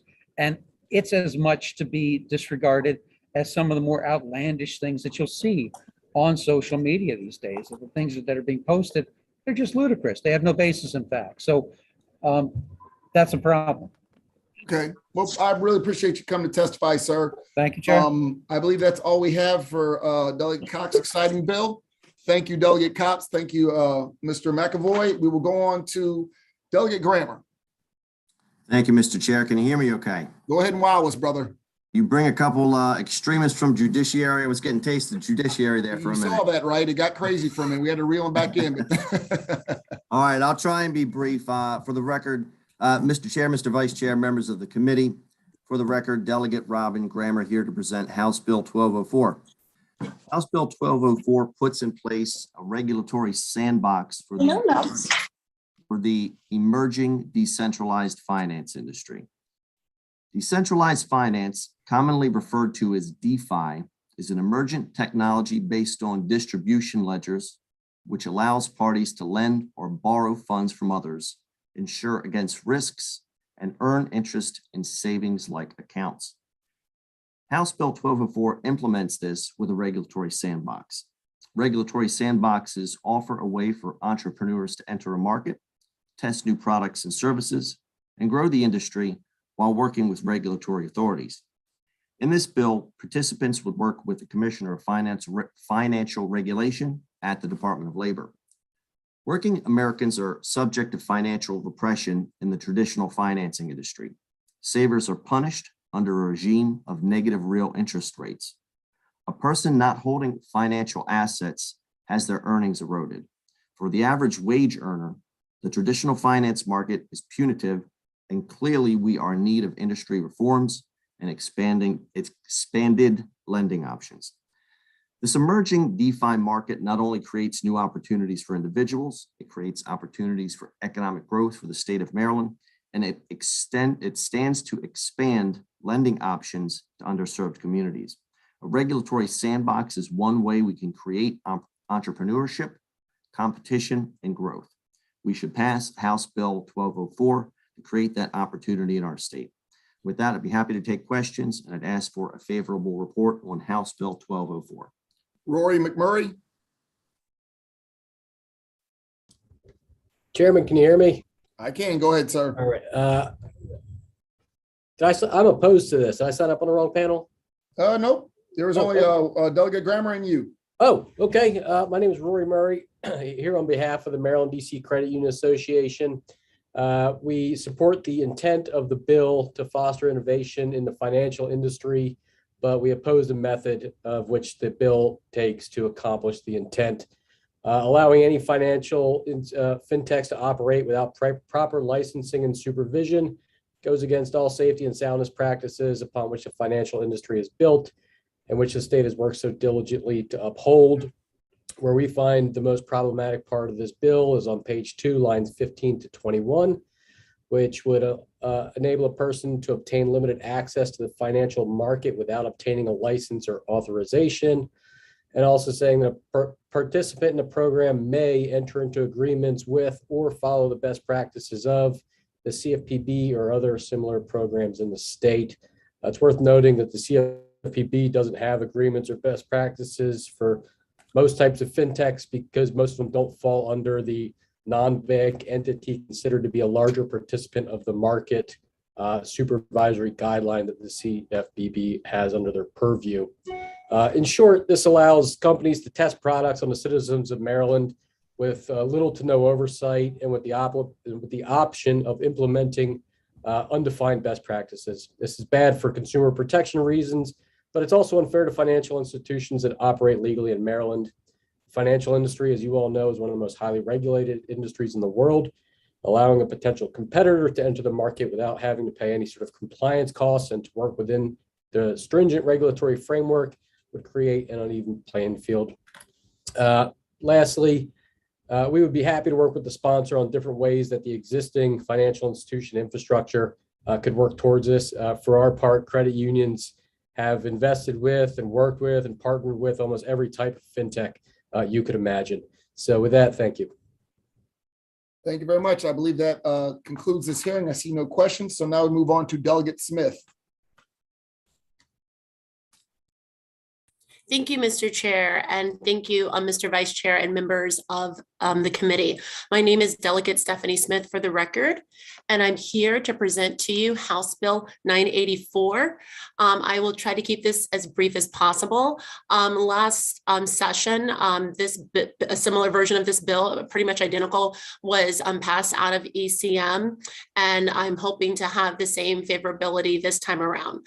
When I came before you last year, I was concerned about the fiscal uncertainty that would be lodged by the pandemic. We didn't know necessarily the duration of the pandemic and all the different difficulties that lay ahead, but we knew there would be difficulties. And my proposal to you then, and it remains the same now, if not more urgent, is that with the fact that our whole entire economic landscape has been turned on its head, not just locally, but globally. And we do not necessarily know the final odyssey of this present threat. And we know that there will always be future threats. Some of them may be born through public health. Some of them may be born through the grid failing or some type of natural calamity. At any rate, there will be challenges ahead for Marylanders and people of our country. And it's probably in our best interest to take the times when we still have some breathing room to think about the systems that we've created of old and consider, are they suitable to withstand the challenges that will present themselves in the future. So specifically, I was concerned about the fact that there's two issues facing our state. On one hand, we have residents in Maryland that are underbanked or unbanked entirely because they do not have suitable access to financial institutions. There has been considerable consolidation of banks across this country in terms of brick and mortar, as there's been an understandable move to online banking, and other decisions have been made to close brick and mortar locations that are in the best interest of the financial bottom line of those businesses. And I'm not here to quibble with that they are there to advance the needs of their shareholders. But we, as members of the Maryland General Assembly, do answer to a higher charge, which is to look at what is in the best interest of the people of Maryland. And I know that as recently as about a month ago, there was a report that was released discussing the closure of banks across the country. It was produced by the National Community Reinvestment Coalition, and it noted that of all the major metros assessed in their report, the greater Baltimore region was actually the second worst in terms of performance, because between 2017 and 2021, approximately 14% of brick and mortar bank locations were closed. So the premise of this bill is maybe we should be exploring the feasibility or the usefulness of establishing a Maryland state bank to address the first part of my conversation, which is considering consumer access to financial services and products. And then the second part of the conversation is we as taxpayers put our revenues in banks, and it might be worth exploration establishing a state bank for our own deposits so that we could provide more affordable funding for infrastructure improvements, both at the state and local levels, and also perhaps better undergird and support community banks that are often undercapitalized despite missions that are very optimistic and are very open to helping those that are most in need of services, but perhaps they do not have the ability to withstand a certain amount of risk despite their very noble missions. So I come before you with a proposal for a study of the feasibility of establishing a Maryland state bank. The bill does not itself establish a state bank. It only establishes a work group that would review the feasibility of establishing it and how that would affect either the consumers of Maryland that need banking services or how it could better equip our existing banking infrastructure to provide services to communities and customers they currently aren't supporting. A 2019 research study from Johns Hopkins showed that the Baltimore area had record deposits of in their banks, but it was not necessarily translating into lending for business development and home ownership, particularly in some of the most vulnerable parts of the region. So I think it's only reasonable for the government to consider how can we be additive to the banking ecosystem, not supplant existing for-profit banks, but if there are parts of the banking ecosystem the existing infrastructure is not necessarily seeking out relationship with, then perhaps that's where the government should come in and figure out how they can add to the sector, not deprive moneymakers of clients they already currently enjoy, but how can we expand the pie? So that's my conclusion today. I thank you for your attentiveness, and I also hope to receive a favorable report for House Bill 984. Thank you for your indulgence, Mr. Chair. Delegate Smith, I have a few questions. I see one hand. Because obviously I will say, I will commend you because the conversation you started at least has caused a lot of our other banks to kind of open their eyes and move in the directions, discussing things like mobile banks, things of that nature, because the issues that I have, of course, are, knowing how important it is when you're running a bank, the risk assessment, things of that nature, and knowing when we pay our state employees, how we get the best of the best, in order to make sure we don't default, because obviously we wouldn't create a bank to just give loans to everyone.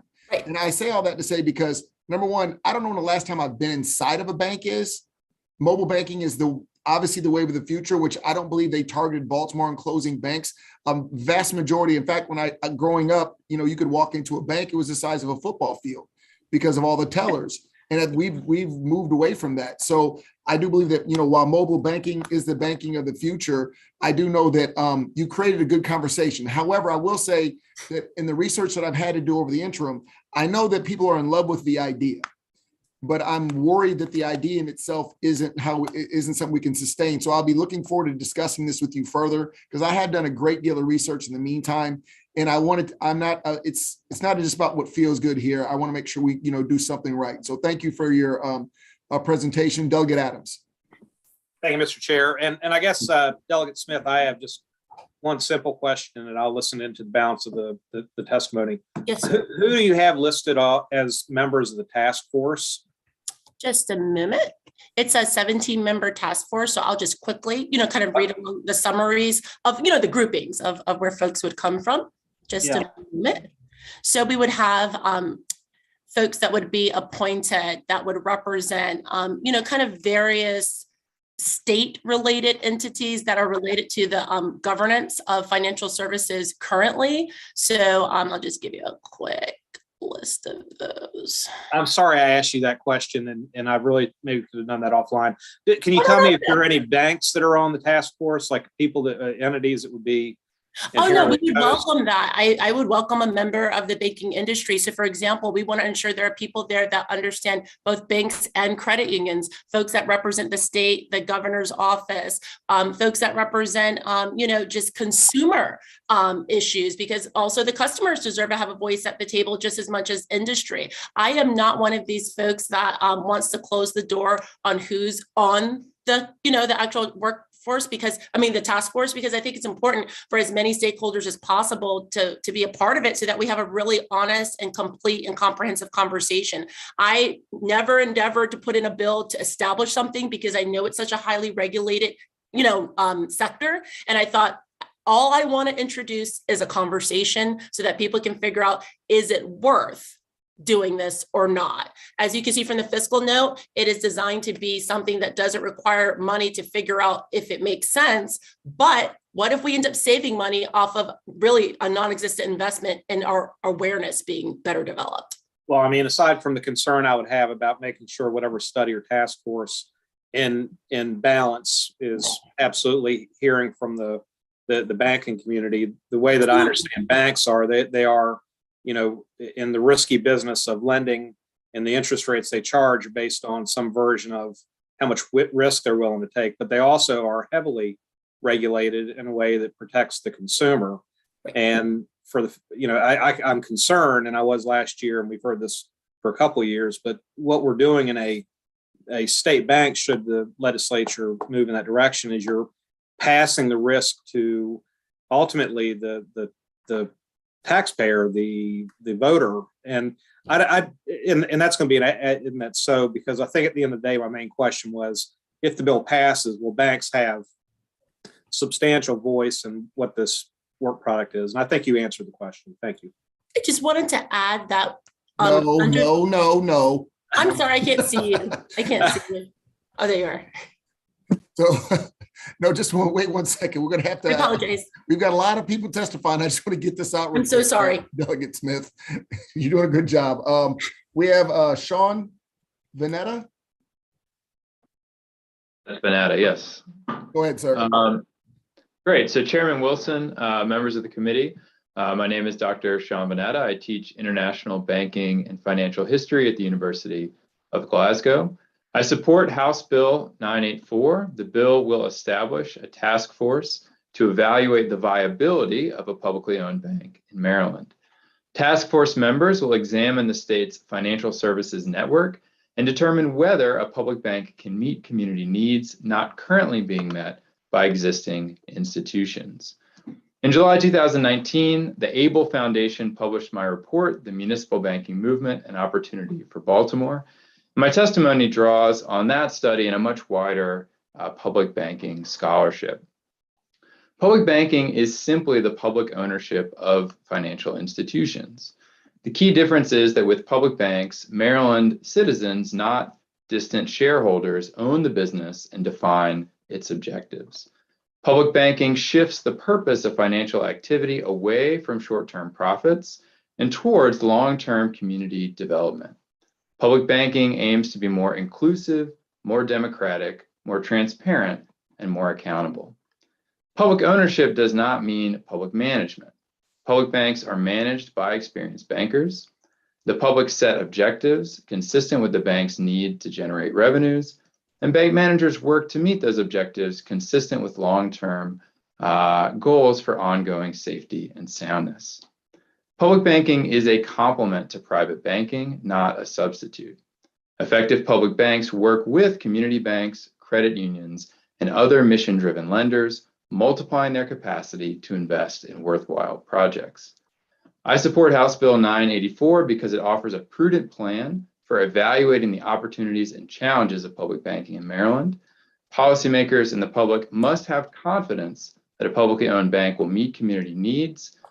This bill offers a path for doing so, and I hope that you will support it. Thank you. Thank you very much. Next, we have Marceline White. Good afternoon, Chair and members of the committee. For the record, my name is Marceline White. I'm the Executive Director of the Maryland Consumer Rights Coalition, MCRC. And MCRC works to advance economic rights and equity through research, education, advocacy, and direct service. We're here in strong support of House Bill 984, and I want to thank Delegate Smith for bringing this bill forward. I just want to make a couple points about why we support it. The first is that this is a study, and I think it's a very thoughtful way to have this complicated conversation. It creates a balanced group of stakeholders with a varied interest who can come together and do exactly what the chair suggested, really digest and develop and kind of dig into these complex and substantive issues to see if we can find some consensus or a way forward that everyone would agree to. And I know this committee often creates these kinds of interim work groups. And so I think this is a great way to get ahead of it and just to start that conversation and see where we get. I also just wanted to raise the issue that, as Delegate Smith mentioned, there has been a closure of brick and mortar branches across the country. Baltimore is the second highest in the country right now with 50 metro areas, but also because of bank consolidations and mergers. What we're also seeing is that banks can consolidate, and that makes good business sense, but oftentimes you lose additional brick and mortar branches in that way. And through the consolidation, we've seen 86 new banking deserts created primarily in rural areas. So this is a rural and urban issue. There's also no issue of access to credit with the digital divide and mobility issues. And finally, I think it's important just to make sure that we have an opportunity to think about ways a public bank could serve that would complement current existing banks. And for that reason, we're in strong support of the bill, and I would ask for a favorable report of HB 984. Thank you. Thank you. I believe next we have Claudia Wilson-Randall. Hi, good afternoon. Good afternoon. My name is Claudia Wilson-Randall. I'm the Executive Director of the Community Development Network of Maryland. And I really just want to strongly support Senate Bill 984. And the Community Development Network, for those of you who don't know, our mission is to promote, strengthen, and advocate for the community development sector throughout Maryland's urban, suburban, and rural communities. I submitted written testimony, but I just want to make a couple of points. Ms. White talked about some of them. I think we need to be very concerned about the number of bank closures in the Baltimore metropolitan region. There were 685 banks in 2021. And today, in 2017, there were 685 banks. In 2021, there are 589. And so that's a loss of nearly 100 banks in a relatively short period of time. And it was the second highest in the country. And I think that there is a profound lack of access in areas that are also have experiencing redlining. There's the digital divide. So mobile banking is great for consumers when you have a device and you have knowledge and you have access to broadband. If you don't, you're in a very tough place. And this is especially true for areas of the state that have faced high barriers to banking services and struggled to build wealth. And the second point I just want to make is that the city of Philadelphia is well on its way to creating the first ever municipal public bank entity. And I think that could be a way forward for the state of Maryland or for a part of Maryland. And so they have created, in 2021, they have created the Philadelphia Public Finance Authority. And their plan is to support Black-owned businesses and other businesses that have historically lacked access to credit. So I think this is, that's an example of something that the task force can certainly research and take on. I would also just say that areas of the state without investment need banking opportunities. So with that, thank you for your time.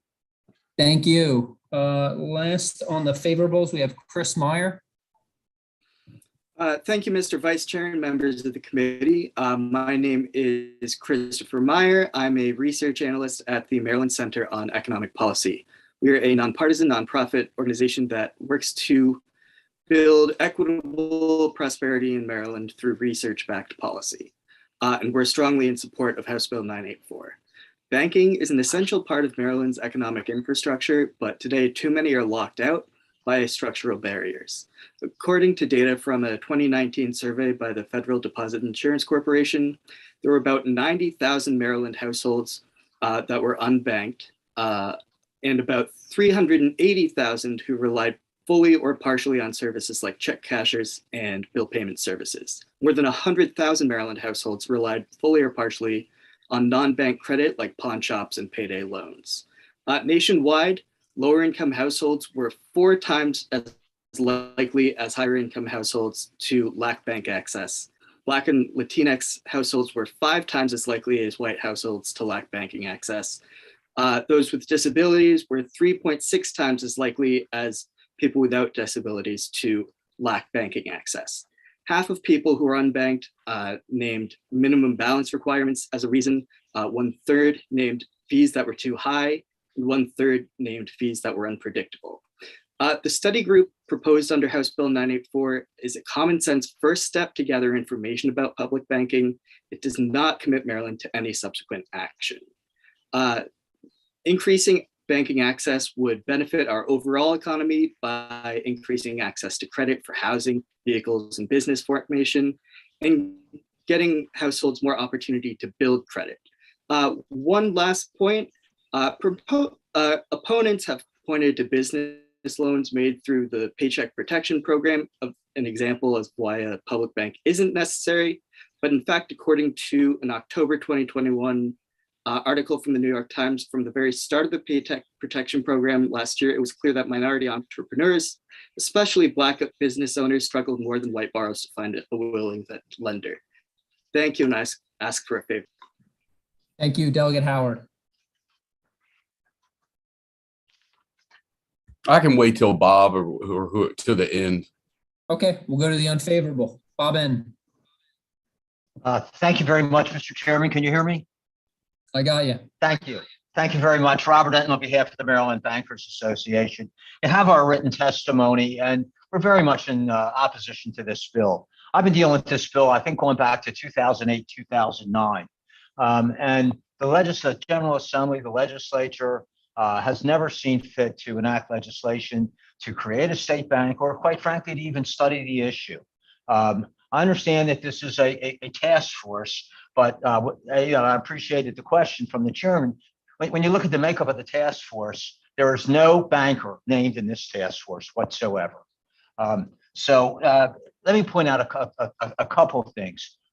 First of all, in our written testimony, we clearly talk about the fact that no state in the country other than the state of North Dakota has ever done this. And that was back in 1910, at a time there were virtually no banks in the state of North Dakota. Since then, this legislation has been introduced all around the country, and out of the 21 states where it's been introduced, say, in the last 4 or 5 years, not one single state has enacted a state bank statute, not one. In fact, the Federal Reserve Bank of New England did a study for the state of Massachusetts, and they recommended strongly against the creation of a state bank, and that's referenced in our written testimony. As far as what the banks do, I'm looking at the testimony of the proponents, and for PPP loans in majority white zip codes, there were $32 million, say from Bank of America, in white zip codes, and in majority Black zip codes, there were $43 million in PPP loans. We sent a spreadsheet, and I'll wrap up, Mr. Chairman. I know my time is up. Drew Jabin, who heads up our in-house lobbying team at the Maryland Bankers Association, sent an email to every member of the committee earlier this afternoon. And attached to that is a spreadsheet. And that spreadsheet has links to about 25 articles that we've tracked over the last year, which demonstrate the strong commitment of Maryland banks to underserved communities and to small businesses. So for all those reasons, we just think it's totally unnecessary to have a task force. We think it's a waste of time, a waste of energy, and we'd urge the committee to give the bill an unfavorable report. Thank you very much. Thank you. We'll go to the final witness and then I'll take questions. Ramon Luby.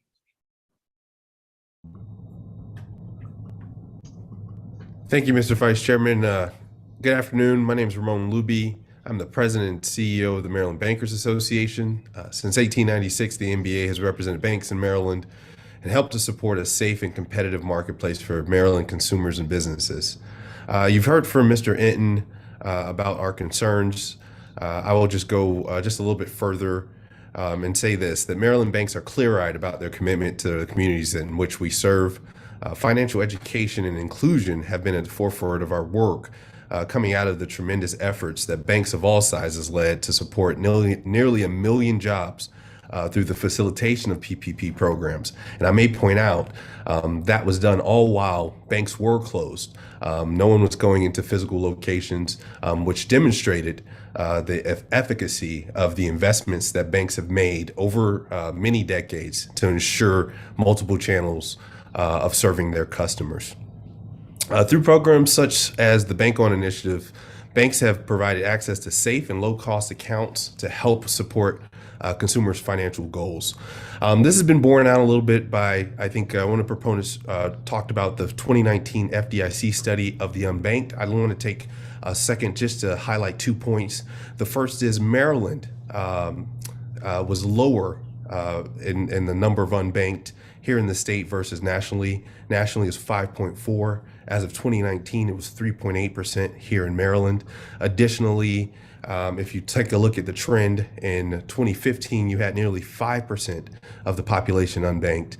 As of 2019, you had just below 4%. So the trend continues. I will wrap up really quickly by saying the NBA and its members have supported several pieces of legislation related to financial education during this General Assembly, and we remain engaged in efforts to ensure that Marylanders have access to the financial tools that'll help them achieve their goals. And with that, thank you. Thank you, sir. Delegate Howard. Thank you, Mr. Vice Chair. This will go to Bob or Mr. Luby. And I just want to read a quick thing from Berkeley on this very subject, written in March 16, 2021, talking about banks in what I would already call would be the perfect study group for state banks, Russia. The theory behind the depolitization of firms is based on the notion that privatization reduces the amount of inefficiency that firms are willing to accept in order to satisfy politicians. Currently, privatization continues to lead to significant ownership by managers and workers, as well as some ownership by large outside shareholders. Do either of you want to take, I know it's a little bit of a big paper that I'm reading right now, but Bob, I don't know if maybe you have some thoughts on that. I mean, this is here we are talking about studying this bill, and here they are over there in Eastern Europe moving to decouple the state from their banking industry. And I was just wondering if anybody had any further comment, because it does seem to me that we have studied this issue in Venezuela and Cuba and Russia before. And I think we've seen the outcome over and over and over and over again. Thank you. Wouldn't you agree? Yes, sir. If I just could very quickly, Delegate Howard, I just really, when I've thought about this bill for the last, 13, 14 years. And it's always been in the House Economic Matters Committee. And I just think, are we going to have private state-run restaurants? Are we going to have state-run hardware stores? Are we going to have state-run supermarkets? None of the statistics support creation of a state bank. And the world has changed so much. As Mr. Luby said, and somebody else commented, you go into a bank branch today, it's basically empty. Everybody, banks, does their banking on their iPhones, their iPads, their cell phones, their computers.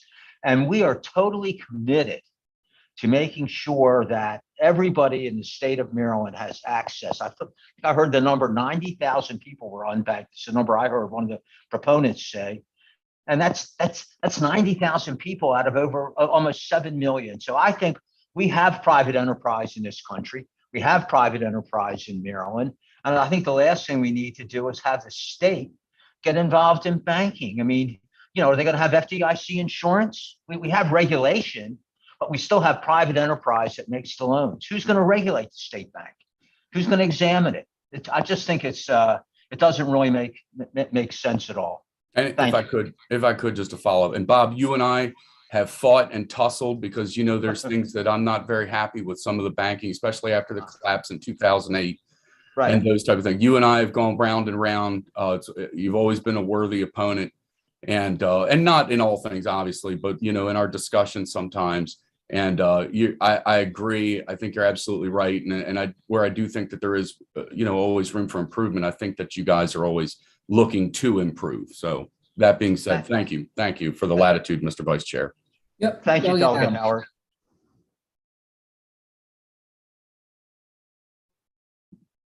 Did I freeze or did he? No, it looks like he froze. Okay, I'll go back to him. Delegate Charkoudian when he comes up. No, he's blinking. I can see him blinking. Delegate Adams. Thanks, Vice Chair. I guess, Bob, since I'll ask you the question, I think I asked the sponsor, and that goes to the membership makeup. Now, I know you've got a problem with the bill as it exists, and I think I had problems with the bill last year as well, but you're saying there's no banking representation on the task force or the or this committee or whatever the structure of this bill is? Absolutely not. There's and it's interesting. My good friends from the credit unions are not testifying in favor of this bill last year. Credit unions are mentioned specifically. This group is mentioned specifically. That group is mentioned specifically. But there is not one member of a bank or a representative of the Maryland Bankers Association that's mentioned in this bill. I mean, frankly, I hesitate to even go there because I don't want to say, well, you know, I don't want to try to make a bad bill better. We think this is a bad bill and it shouldn't pass. But I think it kind of points out what the goal of this bill is. It's been in the past and it is today, with all due respect to the sponsor, and I have a tremendous amount of respect for her. The goal of this bill is to create a task force that with pretty much a foregone conclusion. And I would urge everyone, and if you look at our email that went out, and I will make sure that I send a link to the federal, the study that was done in Massachusetts was done by the Federal Reserve, not by the Bankers Association, not by the credit unions, not by this community organization or that community organization. It was done by the Federal Reserve. And they concluded that creating a state bank was not a good idea. Yeah, well, I have respect for Delegate Smith as well, and we're good friends. So we could have debates. The only other question I had, Bob, and this came almost from last year, was the idea who bears the risk when we're lending. And, you know, lending quality matters. Obviously, in 2008, when Seth Howard mentioned it, we had problems there, and which leads to, you know, heavy losses and lending decisions to people who can't afford to pay, and et cetera. And my worry, I assume you would agree, is that if we have a state-run bank, that the lending standards or the criteria for which we make lending decisions would be less rigorous, because at the end of the day, the banks are profit motivated, but they're profitable because they make good decisions and they hold the person who's borrowing the money to the repayment terms. The state-run bank will probably have different standards, and ergo, when things fail, doesn't it fall? And this is the question: doesn't the lending failure fall then to the taxpayer? I mean, because that's ultimately what we're talking about here, is a bank that'll probably have some general fund obligation, and yes, we've got a $50-some billion budget in Maryland, and you know, et cetera. But I guess that's my question, and I'll leave you to take that whichever way you'd like. Yes. Well, I would say this, Delegate Adams, that I just think that, you know, as Mr. Levy said, you know, Maryland Bankers Association was founded in 1896, and you know, we've been around for over 100 years, and we have heavy regulation. We're regulated by the Office of the Comptroller of the Currency, and our large banks or national banks are regulated there. They're also regulated by the Federal Reserve, and they're also regulated by the State Bank Commissioner. We have to set aside loan loss reserves. But I will tell you this, you know, back in 2008, when the bottom fell out of the real estate market, there were banks, as heavily regulated as they are, that had significant problems and had to be taken over by the FDIC. So we're even more rigorous than we've ever been before. in making, in what we do and how we handle the applications and what our underwriting standards are. We have to collateralize, we have to put up collateral for all state and government deposits. It's not that money, because the FDIC limit is $250,000, right? You're not going to, government's not going to put in $200 million without collateral. So we have to take the depositors' money and set aside a large chunk of it as collateral in case there would be a default by the bank. I mean, it's a complex industry. Thanks, and Bob. it just, that's Yep. my answer. I could go on forever. Thank you very much. Sorry. Well, that was emotional. We have another Delegate Charkoudian. Thank you, Mr. Chair. Thank you, Bob, for that extensive overview of banking regulation.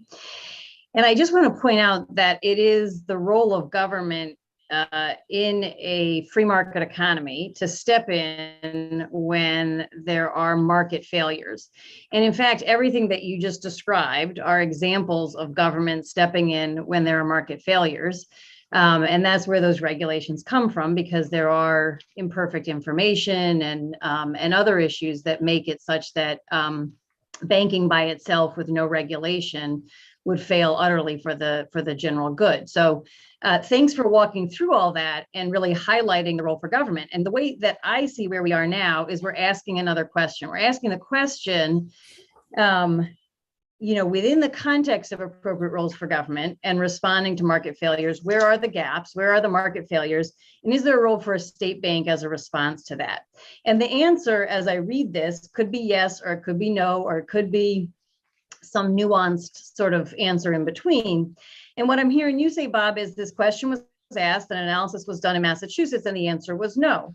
And so I guess I'm wondering what it is that you're so afraid of here in Maryland for us to ask that question and have a shot at understanding where are the markets working, where is the market failure, and is there a role for a state bank as among the numerous public policy interventions we might bring to what is an imperfect market on its own. So really the question is, what is not what is the history of how banks have been successful and effective up until now, but what is it you're afraid of in asking this question? Because this doesn't establish a state bank. Most of what I've heard you talk about is why we shouldn't have a state bank. We may come to the same conclusion after studying it. What I'm wondering is, what are you afraid of in asking that question? Well, first of all, thank you for the question, Charkoudian. I always like to answer your questions, and I get them very often when I testify. We just think that it's, based on everything that's everybody that's looked at this issue all over the country, based on the fact that no state in over 100 years has created a state bank, that it is a waste of time, it is a waste of energy. So are you afraid that we'll conclude shouldn't have a state bank in Maryland either? No, I would say this, that look, we have a task force, you have a task force. We just think it's totally unnecessary. Okay, thanks. And I guess so that this next question is genuine. You said that it sounded like you were concerned that there aren't any bankers on it. It sounds like you're also saying it's a waste of time. Would you want to be on it if the sponsor put you on it? I wouldn't want to see the bill pass, obviously. But if once again, I mean, I think it's a bad bill. My client thinks it's a bad bill. You mentioned that. You've mentioned that. But obviously, how in the world can you have a task force to study creation of a bank without having a bank on it? So that's a yes, you would want to be on it if we're going to pass the bill? If you were going to pass the bill, and I hope you won't, of course we would want to be on it. Did you have a chance to meet with the sponsor in the interim? The sponsor and I talked during the summer. We talked on the phone. We exchanged emails, and once again, I have tremendous respect for her. Okay. But we never could reach a resolution. Got it. Thank you, Mr. Chair. Thank you. I see several more hands. Mr. Ned Carey. Y'all know we got another bill with 28 witnesses, so take your time. I know, Mr. Chairman. I'll be quick. This is for Mr. Enton. Mr. Enton, which states have considered this issue? Who? In the last year, in 2021, and these are not, It's across the country. There's a group that keeps, pushing this legislation. Connecticut, Hawaii, Illinois, Massachusetts, Maryland, New Jersey, New Mexico, New York, Oregon, Washington, and West Virginia. And none of those states enacted legislation to go forward with a state bank or to go forward with a study of it. Okay, but legislation was put forward in those states. Yes, absolutely, yes. Thank you. Delegate Queen. Thank you, Mr. Chairman. I'm in trouble. Go ahead. No, my first question is to the sponsor. And I think Delegate Charkouting hinted around it. Would you be amenable to adding bankers to the study? Delegate, of course. Okay. And I'm sorry, I did not read all the folks who are in it. Do you have academics there? Folks, especially from the wonderful colleges that we have in Maryland that are economists and would have good information about banking and banking structure? We were open to having that expertise. I think it wasn't couched as academics, but it was like experts, people that have financial expertise. But I'd be perfectly comfortable with it being spelled out more expressly as a professor or someone of that nature. I think you would need one. That would be helpful. Yep. The other comment that was made that I thought was good, that one of your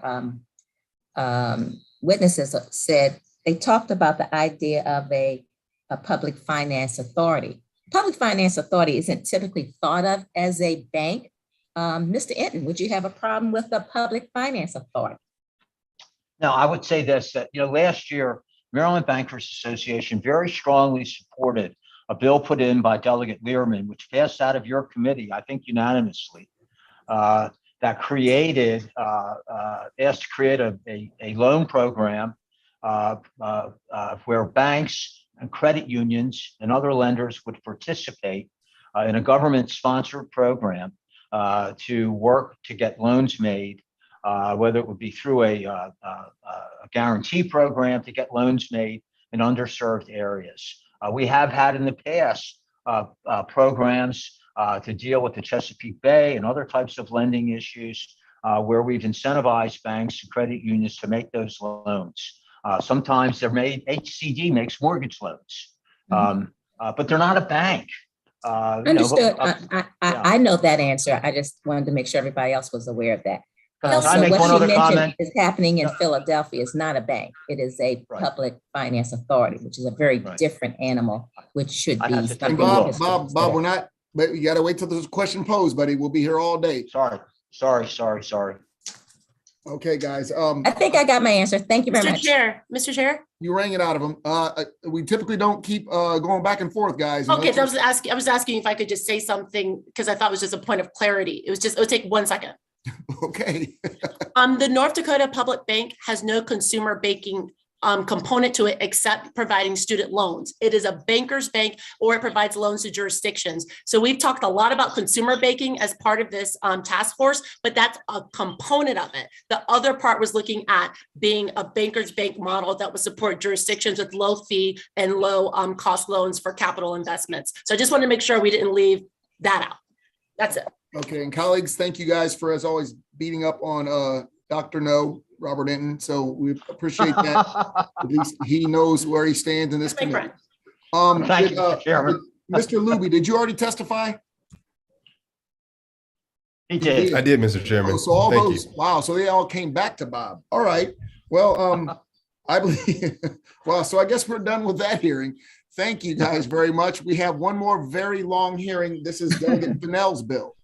Oh, wow. Before you begin, I would like to remind all the people, especially those who are signing up in opposition, and because there are a lot of both, but we, unfortunately, Delegate Fennell wasn't here. We had an extraordinarily similar bill, one for Baltimore and one for Prince George's County. Both of those bills have been dealt with. We're doing this courtesy because we usually have these bills on the same day. We obviously try to move because to deal with our good delegate schedule. But both of these bills have already been discussed. I believe this is a very similar, if not the exact same bill that was pushed in by the delegation already. But I say all that to say that Me Too's do not hurt at this stage in the game. Delegate Fennell, if you'd like to go ahead and present, please do. Thank you, Mr. Chair. Good afternoon, everyone, and the ECM members. First of all, thank you for your patience and thank you for allowing me to introduce HB 477. Colleagues, Maryland County and city government should be able to tailor local tobacco control laws to fit the needs of the city and the counties. The counties and the city needs to be able to address the tobacco locally rather than coming to the state all the time. Now, until 2013, local government were able to do just that. In that year, the Maryland Court of Appeals sided with the tobacco industry to invalidate a regulation on packaging of cheap cigars. Prince George's County, it happened in Prince George's County. The court ruled that the state exclusively had the authority to regulate the packaging of tobacco products, not county or city government. Although the case only considered the tobacco packaging regulation, localities across Maryland have stepped back from protecting their residents out of the concern that the tobacco industry would drag them to court if they took action on any aspect of tobacco control. Now, the Maryland Legal Resource Center described the problem. No jurisdiction has proposed an ordinance regulating cigarettes or other tobacco products for the fear of lengthy and expensive legal challenge. And some jurisdictions have stopped enforcing local laws that existed prior to the Atatis decision. HB 477 clarifies that the counties and cities in Maryland can go further than the state to pass the tobacco control laws. It does not grant additional taxing authority. It recognizes city and the county government are able to work in partnership with the state to also be able to fight back against tobacco. The tobacco industry, well funded, and cities and counties need the ability to respond to the unique and changing of health needs of their residents without having to run to the state. So I'm asking for a favorable support for this bill. And I do have, I do believe, Mr. Chair, if you have the panel of favorable. I do. Front of you, and then I'm gonna let you take it from there. And thank you all, thank you colleagues for everything. And that's all I have to say. Y'all know my heart pulse. Thank you. Thank you very much. And Delegate Fennell, I really appreciate that. I'm honestly chuckling as you discuss this because the bill that you're actually discussing was a bill that I drafted when I was a prosecutor in Prince George's County. That's so well, those are long days, those long gone days. So again, we'll go through very quickly. We have Brooke Torton. Yes. Thank you, Mr. Chair. Good afternoon. My name is Brooke Torton. I'm an attorney and I practice public health law at the University of Maryland Carey School of Law. I'm here really to raise two main points. So first, preemption of local public health powers in Maryland is contrary, it's counter to our system of home rule power and inconsistent with what this body has done previously. If there was no Court of Appeals decision and a bill was before you today telling you to preempt all tobacco regulation, I think it's unlikely that it would pass. Second, when we did have local power in this space, the sky did not fall and it will not fall when it is revived. So more on my point number one. The Maryland Constitution, it has allocated some autonomy to local governments, and this body has recognized that autonomy is preserved in this space in the past. So for example, what this body has done, when the Clean Indoor Air Act passed years ago, some locals already had laws addressing where smoking was and wasn't. And this body expressly said they should be able to continue having that authority and doing more to fit the needs of their communities. To my second point, the sky will not fall. You were going to hear incorrectly from opponents that this authority to regulate never existed. But we know that it did. We know because one, locals did enact law before this. We know about the Baltimore City example where they passed a law banning the sale of single cigarettes, enforced it successfully, and then were advised that they no longer could. Second, county attorneys statewide and many jurisdictions have reached the same conclusion. But third, the Office of the Attorney General has also said that this authority existed when they've sent letters of support on previous iterations of the bill. So it's very important that I clarify this point. So when revived, local authority, it'll look like it did just before this court case in 2013. That was reasonable, rational regulation addressing real issues in communities. Just like the Prince George's County bill that brought the Altatis case, where they identified a problem in their community involving youth purchasing small cigars. They then required cigars be sold in packs of at least 5 to address that issue.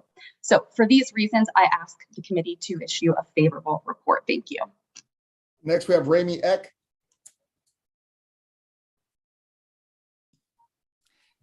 Am I pronouncing that right? Rami? Yes, yes. Thank you very much, Chairman Wilson and members of the Economic Matters Committee. My name is Dr. Amy Eck, and I am an epidemiologist, and I am the policy co-chair of the Maryland Public Health Association.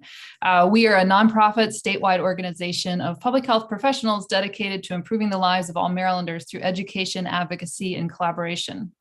We are also here to express support for HB 77, the bill to give authority back to local communities in ways that will enhance the opportunities for better health for the residents. Oftentimes, innovative ideas come from local government where interventions can be piloted with community approval on a small scale. This also allows for flexibility in providing greater enhancements to codes in some communities that may need them more than others. 7,500 Marylanders die from tobacco-related causes each year, and 1 in 4 high school students use electronic smoking devices. We also know that that number is not equal across the state, and there may be some communities who deal with these issues more greatly than others. And so this bill would allow them that opportunity to put interventions into place that address what is actually going on in their communities. I will also just support everything that Ms. Torton said right before us, and I urge a favorable report on HB 77. Thank you very much, ma'am. Ms. Laura Hale. Thank you, Chairman. This is Laura Hale with the American Heart Association, and we offer our strong support for this legislation. We really see that addressing tobacco control can and has worked effectively both at the state level and locally. Historically, there has been able to be a partnership, and we see this kind of support in other areas of public health to be able to work towards this. We know that tobacco control is the #1 cause of preventable death and disease in the United States. And so we want to make sure that this continues to be addressed both locally and at the state level. We urge a favorable report. Thank you. Thank you very much. We have Willie Flowers.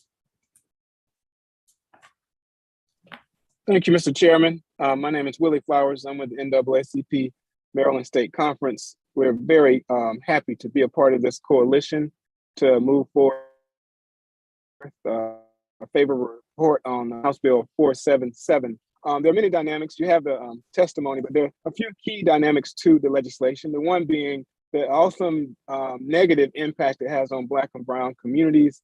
As you know, the advertising for just about everything, but more particularly tobacco advertising is overwhelming in Black and Brown communities, and that plays out in the health outcomes of the same communities.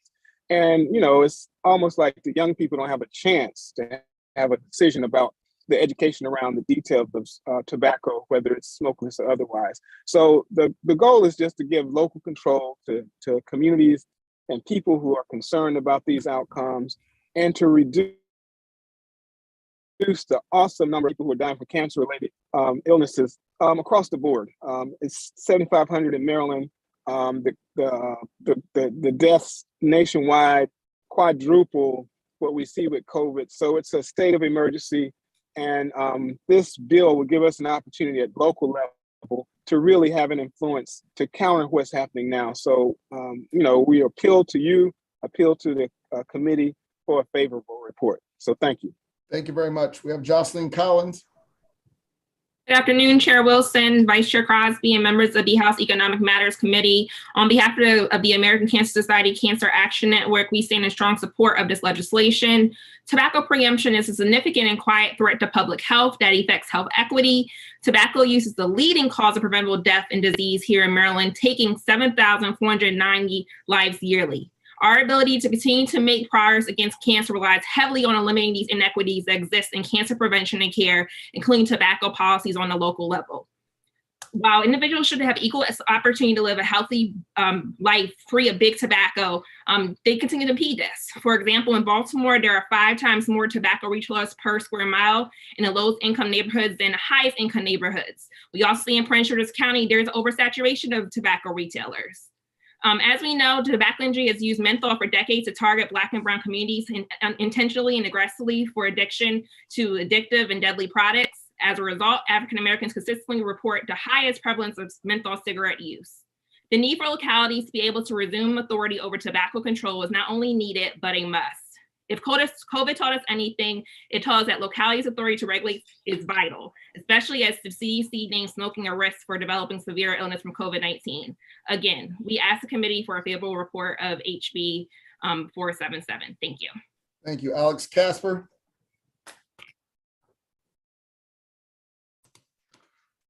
Good afternoon.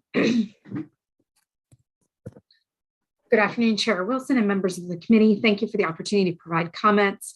My name is Alex Casper, and I'm the Director of Advocacy for the American Lung Association. You have my written comments, so I'll keep these brief. But we are here in strong support of House Bill 477 and see it as an integral way to address tobacco use in Maryland. In some recent data released from the National Tobacco Youth Survey, e-cigarette use among high school students and middle school students continue to show epidemic levels, with more than 2 million high school and middle school students using e-cigarettes. In Maryland, that number is 22.5% of high school students use a tobacco product, and 15% of students report using multiple products. House Bill 477 restores the authority that local governments in Maryland once had by allowing local governments to enact and enforce local tobacco control laws. Tobacco control policy in Maryland does not have to exist only at the state or even within the local government. Each level of local government brings its own strengths, and local governance being uniquely positioned to meet the needs of the people who live in their communities. They see firsthand how effective tobacco control policy can evolve over time and can respond more quickly to local needs, tailor ordinance to meet those needs, and develop effective enforcement measures. For these reasons, the American Lung Association strongly supports House Bill 477, which will restore local authority over tobacco control. Thank you very much, ma'am. Tanya Harrison Edwards. Good evening, Chair, Vice Chair, and members of the Economic Committee, Delegate Fennell and all. I just wanted to say I am in support of this bill, HB 0477. And the reason I'm in support, I submitted my written statement, so I'm not going to bore you with all of that. But what I will say is that I just want to uplift some of the health conditions that, as a result of cigarette smoking, tobacco, vaping, and all of that causes, is that you have asthma. It causes asthma. It causes lung disease. It also causes cancer, of course, we know, and heart disease, stroke, lung disease, diabetes, COPD. It also causes tuberculosis, eye disease, pulmonary diseases, and indexing rheumatoid arthritis.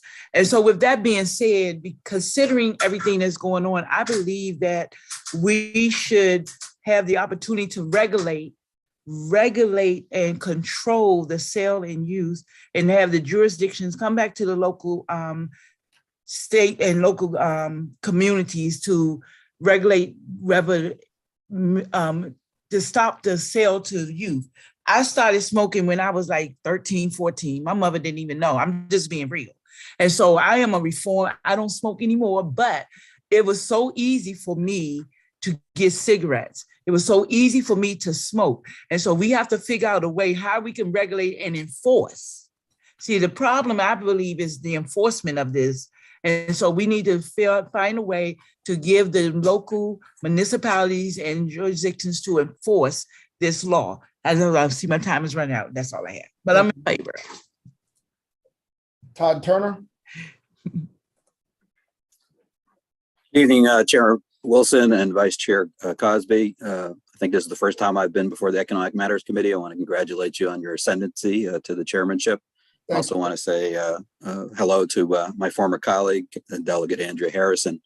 I'm here on behalf of the Prince George's County Council in support of House Bill 477. We also want to thank Delegate Fennell for her leadership on this, as well as offer our public condolences as well. Chair Wilson, you noted this in your comments. I know where this is going, but at the same time, you also noted that you were involved in this process as I was back in 2011, 2012, when Prince George's County attempted to regulate in this area, which resulted in the Court of Appeals decision that implied preemptively us as local jurisdictions to be able to operate in this field. And I will simply say, for us as a local government, this is about partnership.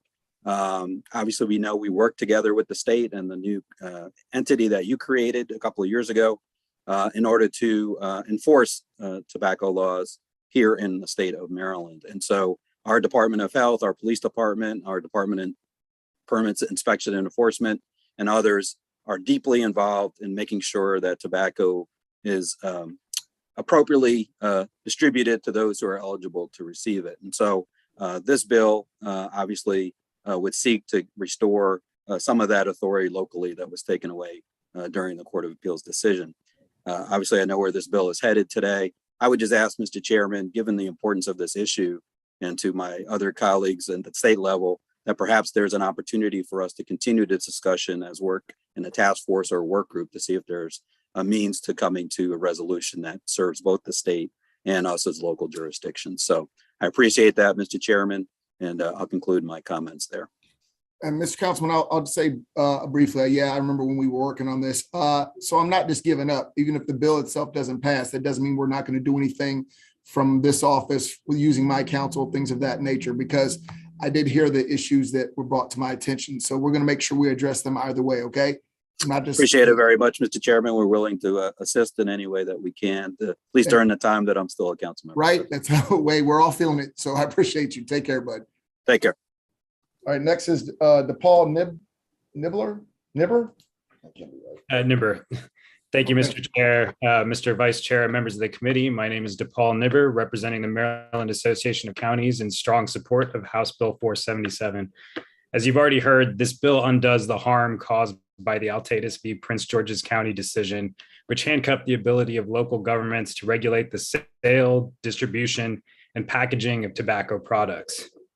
HB 477 simply allows our local governments to build on directives from the General Assembly.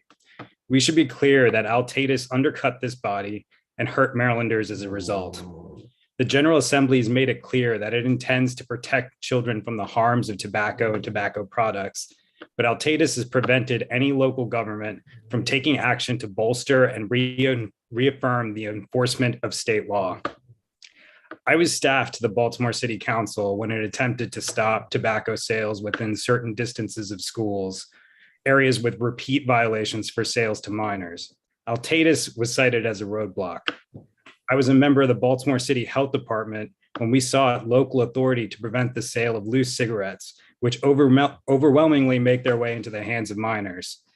We shouldn't have needed to approach the state for this authority, but Altatus was a roadblock. In counties across Maryland where tobacco retailers exist, where more tobacco retailers exist than grocery stores, there is no recourse to create balance. Again, Altatus is a roadblock. Altogether, our counties are left toothless in their fight to protect our youth and communities of color and to ensure health parity among all Marylanders. For this reason, MACO urges a favorable report for House Bill 477. Thank you. Thank you very much. I believe that concludes our favorables. Now we move to the unfavorables, which I do expect them to be very brief in their oral recitation. Bruce Bariano.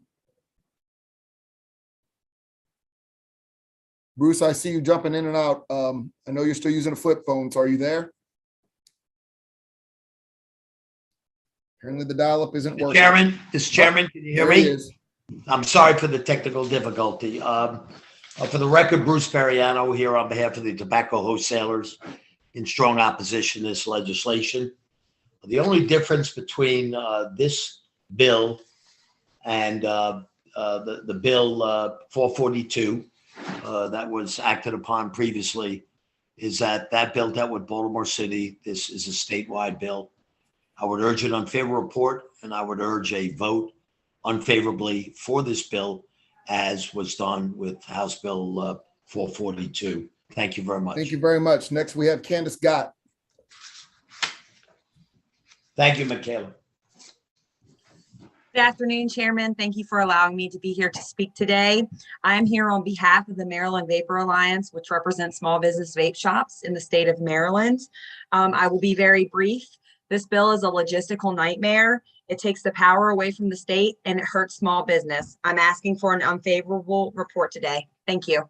Thank you very much. Next, we have Fred Parsons. Is there a Fred Parsons on the line? Moving on, we have Sarah Price. Thank you, Mr. Chair. Good afternoon, honorable members of the committee. My name is Sarah Price, here on behalf of the Maryland Retailers Association. I've been before you on this issue before. You know how we feel about it. We would oppose allowing a patchwork of laws to go in across the state. We believe that it would hurt businesses. The bill would frankly do nothing about minor access to these items online, even though brick and mortar stores can and do check IDs because these are age restricted items. We would ask that you please maintain the preemption on this and continue to regulate these products at the state level. Thank you. Thank you very much. Kirk McCauley. Kirk McCauley on the line. Yes. Good evening, Chair Wilson and members of the Economic Matters Committee. My name is Kurt McCauley. I represent service stations, convenience stores in the state of Maryland, and I'll cut my testimony down very little. We keep hearing about underage smoking and how they want to stop it and everything. This bill would do just the opposite. The best defense against underage smoking is our retailers checking age 21. When you ban certain products, product starts pouring in from out of state. And I'll just quote one paragraph from a Massachusetts March 1st, 2022 report that they declined 23% in Massachusetts cigarette sales, cigarette and OTP. And the increase in seizures of flavored ends products and menthol cigarettes combined with a decrease in revenue for cigarettes and OTP likely indicates increased cross-border smuggling of these products. Several neighboring states, including New Hampshire, Rhode Island, and Vermont, have reported an increase in tobacco revenue related to cigarettes and OTP, while Massachusetts had declined of 23.7% and a loss of $115 million in income. Thank you, and I urge unfavorable report. Thank you. Thank you very much. We have Thomas Bryant.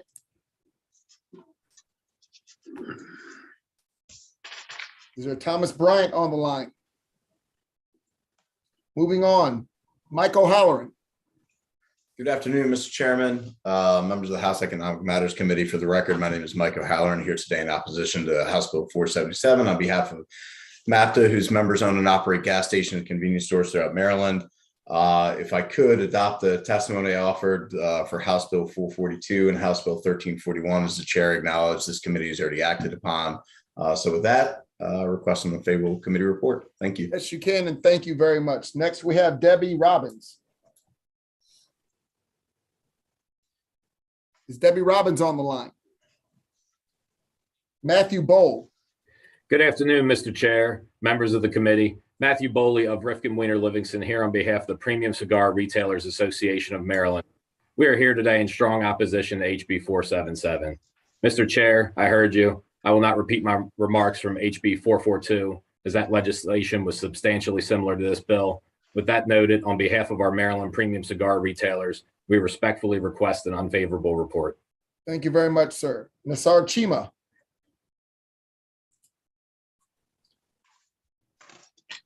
Is there a Nassar Chima? Scott Weber.